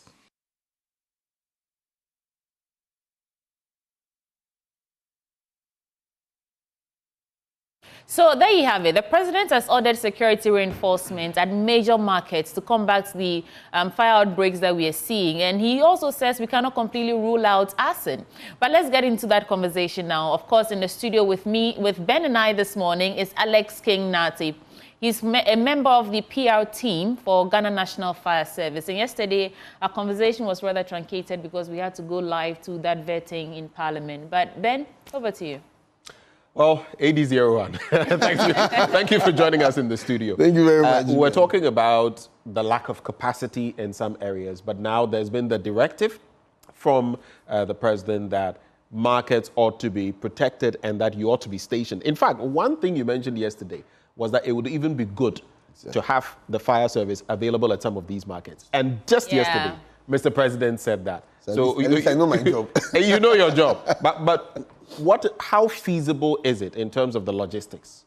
Well, okay, so good morning again to yourself and to your listeners, to your viewers. So it's feasible because as a service, our management is committed, as I said earlier, to fixing the fire tenders that were out of commission and putting them back on the roads. So it is feasible. I personally, myself, my boss, and the Eastern Regional Commander yesterday had a meeting with our Chief Fire Officer where, after I left here, where, he spoke to us and we went through the obstacles or the challenges that we might face. And he has assured that he will make some extra fuel available to the fire stations so that they can be able to... Extra fuel? Yes, okay. So that at least since they are moving, sometimes some of these marketplaces might be quite far from the station, so it might require more fuel. So he has promised that he will make arrangements to make sure that the president's directive is carried out very adequately. Also, the fact that we are hoping that moving forward, this will not even just be a measure just for the market fires, but as I had said yesterday, that moving forward long term, it should even be established that we should get permanent fire tenders at these major markets moving forward forever, so that at least we know that this will be a long-term way to be able to nip the issue of market fires in the bud. You're talking of major markets. Exactly. Major markets. Major markets. So per our directive, looking at our logistical constraints, the directive will be to major markets. Major markets that house a lot different items that, the items in these markets cut across. So for now, we are committing fire tenders and personnel to all these major markets. Even for the minor markets, for where we are challenged in terms of logistics or fire tenders, we would even commit personnel there so that this personnel will carry out inspection and then also have a good communication with the nearest fire station with a tender, so that if they should identify any fire, they can easily call for reinforcements to be able to deal with it early. I'm just curious before you come in, Sweetie. So I'm thinking of Kantamanto here in Accra. There's Agbobloshi, likely. I mean, Teiman Market, Ketia Market. You go to Tamale. There are so many places. There's yes, Nabuzme. Indeed. And I also noticed that, like we discussed yesterday, some of the regions even don't have fire tenders. How are you going to manage this in that context? Because it's not just going to be Accra. Yes, so I touched base with my superiors yesterday, and from what I've gathered, now we fixed almost all the regions have tenders, though not enough. All the regions have. So every region has at least one tender. Exactly. Okay. So that one I confirmed yesterday.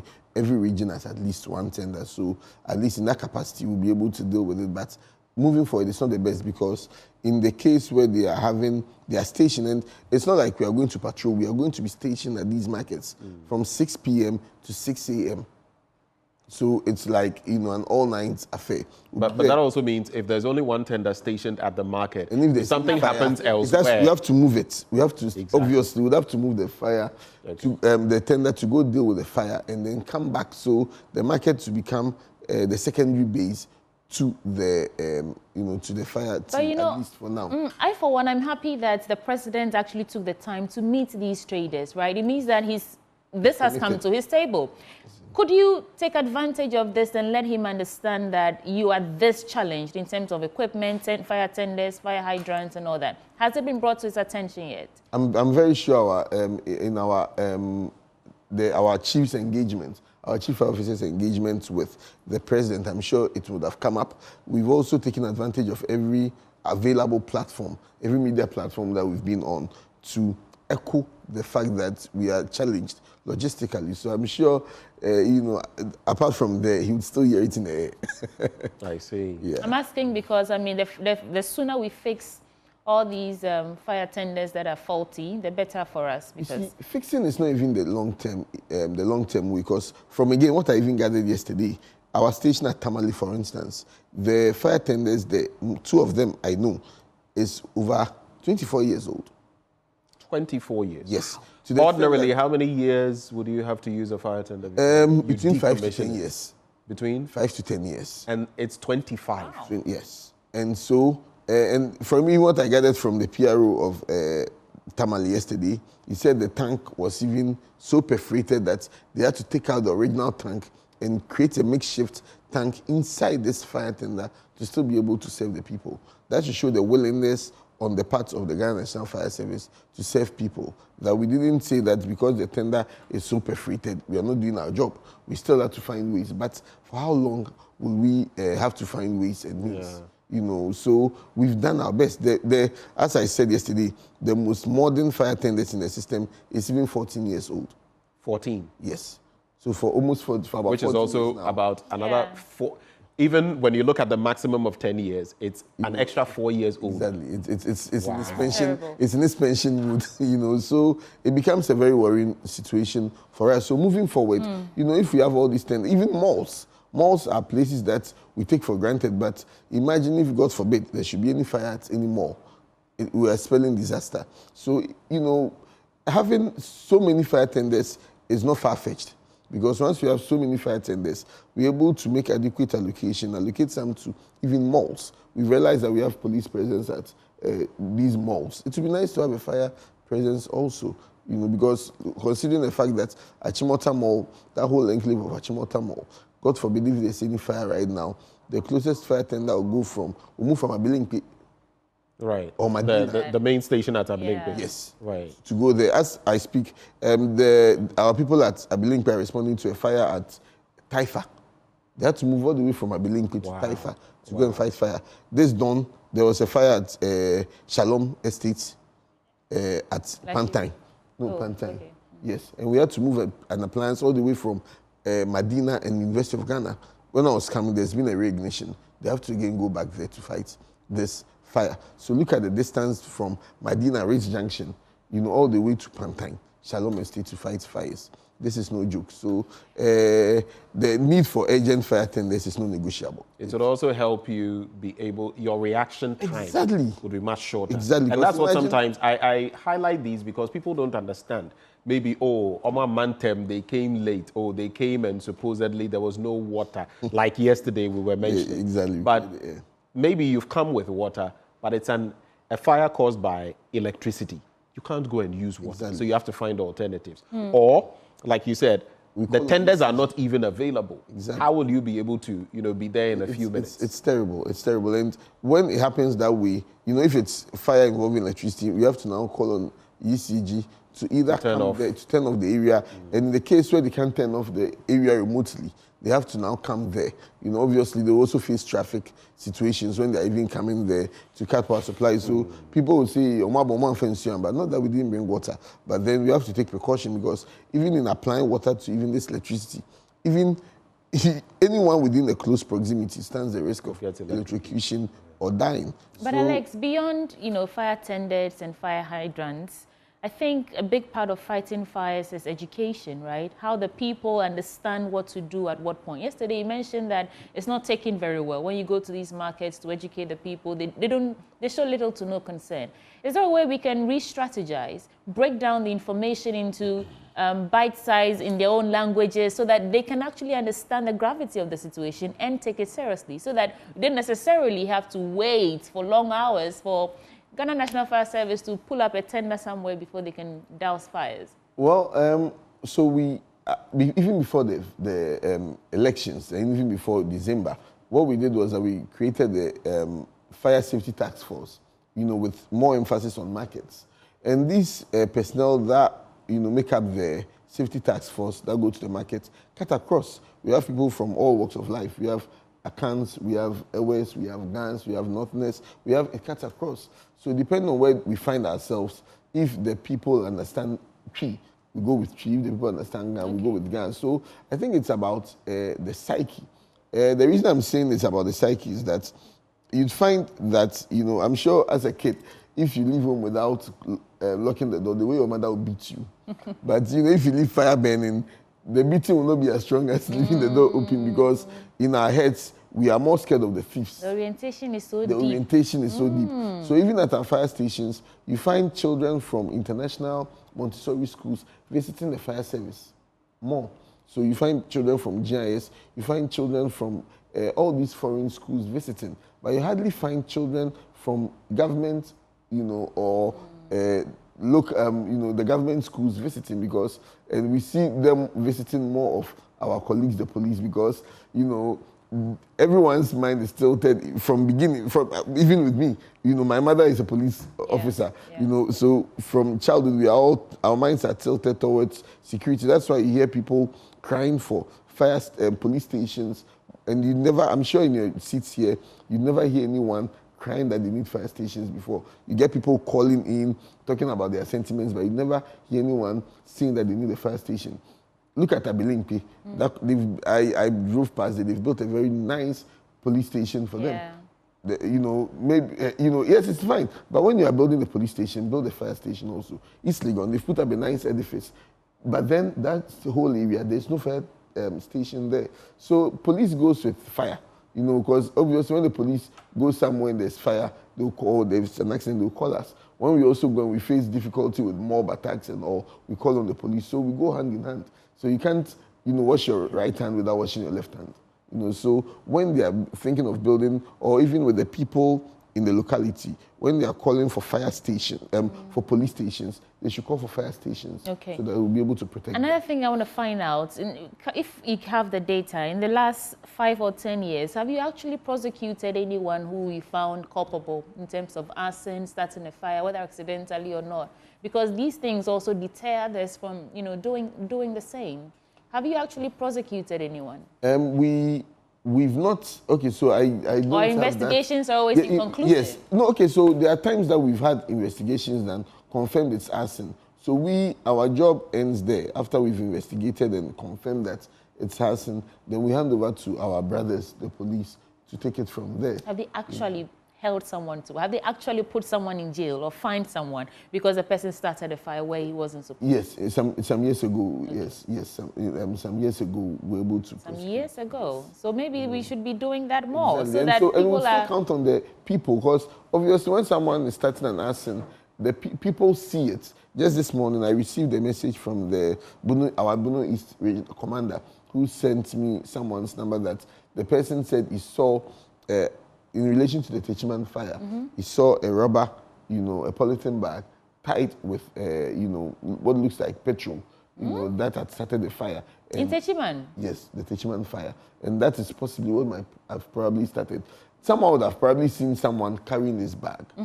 So again, the cooperation of the people, helps us, in our investigation. So they should realize that if they deny us information, they are denying their own selves of the rights, because once they're able to help us with the investigations, we're able to apprehend the people and then nip the issue of bush market fires in the bud. Then? Well, interesting conversation so far, but especially in these times, maybe are there any tips you would like to give people before you take leave of us? The weather is still a bit humid, a bit dry. What should people avoid in order not to start fires? Well, let me quickly condemn attacks on fire officers first before I go there, because as you know, I like the fact that you always want us to highlight the fact that our fire tenders come from far places to get to people, and most of the time people don't. Some people even know, but out of their own will to want to do things, they carry on. No firefighter is weak. Every firefighter is strong. Because you don't use weapons, our strength lies in our hands. So people should not think that fire officers are pushovers. Last week at Abeka, a group were protesting at Abeka and were, setting ties on fire. Our team responded to go and douse the fire, and people attacked them, breaking the glass of this fire tender at Abilimpi. Mind you, this same fire tender at Abilimpi is a seven Abilimpi pig farm, a 7 Domi, Taifa, 7 Kwabinya, 7 La Paz, 7 Achimota, 7 this whole big area. And one person's, I'm trying not to use the word stupidity, because it doesn't make sense. Because one person, so I would like to use it, one person's stupidity will deprive the whole area, the whole big area of the needed fire cover. So if there's any fire there, we'll have to rely on a much further fire tender to respond to them. Then you end up blaming the Ghana National Fire Service. They are from Mwamba. And you forget that instead of checking yourselves, and I always blame leaders in these communities who sit back and watch people as they misbehave. There are accounts who say, so if you're an elder in the community and you see people misbehaving and you can't speak against it and you rather want to cover them up, and if the fire is happening and you are come to blame fire service, what have we done? Yeah. Any help? Why do you need help? I didn't get that. Oh, okay. Opinion of Nefima and Kwalari Nanka. So, no, but why do you assume we all understood that? Okay, all right. So any elder, so that's why I put that interpreted. Termites, yes, I know what termites are. Okay, I'll give you a proper explanation. Because what I'm trying to mean is that for an elderly person to be there, or a community leader to be there, witness people in their communities commit such atrocities, and then look on unconcerned. And then when we are even trying to arrest the person, these same leaders will come and be begging on the behalf of these people. Then how do we nip this situation in the bud? Yeah. Right. So I'll put it at the doorsteps of these leaders that if they sit on and people attack our firemen, if there's any fire within their community, we won't come. I'm saying this on record. We won't come. because we need to serve the bigger community. So if you don't appreciate us and you feel you can fight your fire, won't come, you deal with your fires, and then we'll rather attend to the people who need us and who we... I think recently there was another incident, I think somewhere in the Ashanti region. Yes, and there was Konongo, a similar, just this and you said that you wouldn't... Yes, we wouldn't go. And Konongo Dumasi is becoming notorious for such attacks. Kumasi, I think Kwada also, they're also becoming very notorious for such attacks. Mind you, as I said yesterday, our tender at Konongo has been out of commission for over a month now. It's fault. With Dakar, personally, I've seen that appliance. The appliance, when I've been there personally, about 2 times. And when you go in the morning, the vehicle has so much water. By afternoon, the water will be dissipated because there's massive leakage on the fire tender. That fire tender I gathered was, back from former President Rawlings's time. It's very old and it's broken down. So if there's fire at Konongo, the appliance moves all the way from Ejisu to go to Konongo to fight the fire. So then why don't you ask where they are coming from and you resort to attacking them? And next time if there's fire, what appliance do you expect to? So because of time, we have to go, but what are your tips? All right. Leave us with a few tips in a minute or two. And okay, so would advise people, one, against indiscriminate burning. We are in the Harmattan season, so instead of, a lot of time, people would resort to burning their garbage instead of giving it to a garbage collector. They end up, so if you even burn, make sure that you stand by it and then you put off the ashes so that the fire does not spread. Again, would advise people to check their gas cylinders for leakage a lot of times. When you go to fill your gas cylinders, please do not fill it to the brim. Because as you fill your cylinder, you'll be carrying the cylinder or you put it in a vehicle. The cylinder will be moving and it expands. So the cylinder would need room for expansion. So if you fill it to the brim, it means that there's the risk of explosion because there's no room for it to be, to contain the expansion. Also at homes, people are fond of overloading their sockets. One socket, you realize they've plugged fridge, TV, iron, microwave, almost everything in the world is on that socket. And these sockets have their threshold of voltage that they can stand. And all these items have their own voltage that they carry. So once it goes beyond the threshold of these, the voltage that the socket can carry, it can start a fire. Also, would advise people to keep their gas cylinders outside. Please, fire extinguishers are not expensive. I had an interview with a TV station. They were asking me that, apart from extinguishers, can they use sand? And I said, no, I won't advise any alternative. Please, try and get an extinguisher. If you can afford CCTV cameras, afford Chinese doors, afford Turkish doors, you can afford a fire extinguisher to protect yourself from fires. Alex King. Thank you. Thank you very much. I see how frustrated, and I get you. I'm not saying you are, displaying any emotions that you shouldn't be, but when you're talking, I see how frustrated it gets for you as. So you see, there's a fire right now. And yeah. There's a fire. Legon.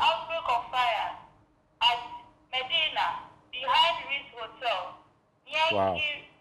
So we are now moving University of Ghana to go to Medina because Medina's fire tender has to go for reignition at Pantime. So as it stands now, whilst Legon, University of Ghana is moving to this fire at Medina, if there's any fire within Legon, even University of Ghana, there's no cover at this moment. So it means there are plans. Abiling is also going for fire at, what's it called? Abiling is also going for fire at Taifa, yes, exactly. Right. So we'd have to now call on our station at the headquarters, national headquarters, to move to Legon. And imagine they will now be coming from... Exactly, from Dankwa Circle, yes, Osu, all the way to... That's the next available one. So it's let's add our voices and make an appeal to this new administration, because I've heard of so many African and this is live. It's not like we are planning this. What the Ghana National Fire Service is doing right. Exactly. So what do they learn from you? When Liberia has we go and train Liberian firefighters. So you realize that they use our uniform, they use our rank marking. We train so a lot of our instructors go to Liberia. Togo, we are like, when you wear uniform to a fire service uniform to Togo, you are treated with royalty. Are they more well equipped than you here in Ghana? Do you know? I think they are quite well equipped than us. They are quite well equipped than us. Right. You know, and so we go there to train them. And this Los Angeles fire, try to take the Ghana National Fire Service there. You'd see the miracles. AD01 Alex Kingnate, he is part of the PR team of the Ghana National Fire Service. Thank you for joining the conversation. Like Sweetie said, we are adding our voices. This John Mahama administration, the fire service is bleeding left, right, and center. And the best we can do for them, well, logistics and more. Let's do that so that we can contain the fires. This is how we cap off the conversation. Before we go, if I don't do this, I will be beheaded. So happy birthday going to Pastor Isaac Kofi Ansong, District Pastor of the Apostolic Church Ghana, Nungwa, Seaview District. God richly bless you. And this is coming from IK Amwa, right here in the studio with us. Happy birthday, sir. And Ben, yes, of course, this is our show for the day. Thank you so much for joining us. Ben will take us away. And that's how we cap off the conversations. Thank you for watching. Stay tuned for Joy News Desk up next.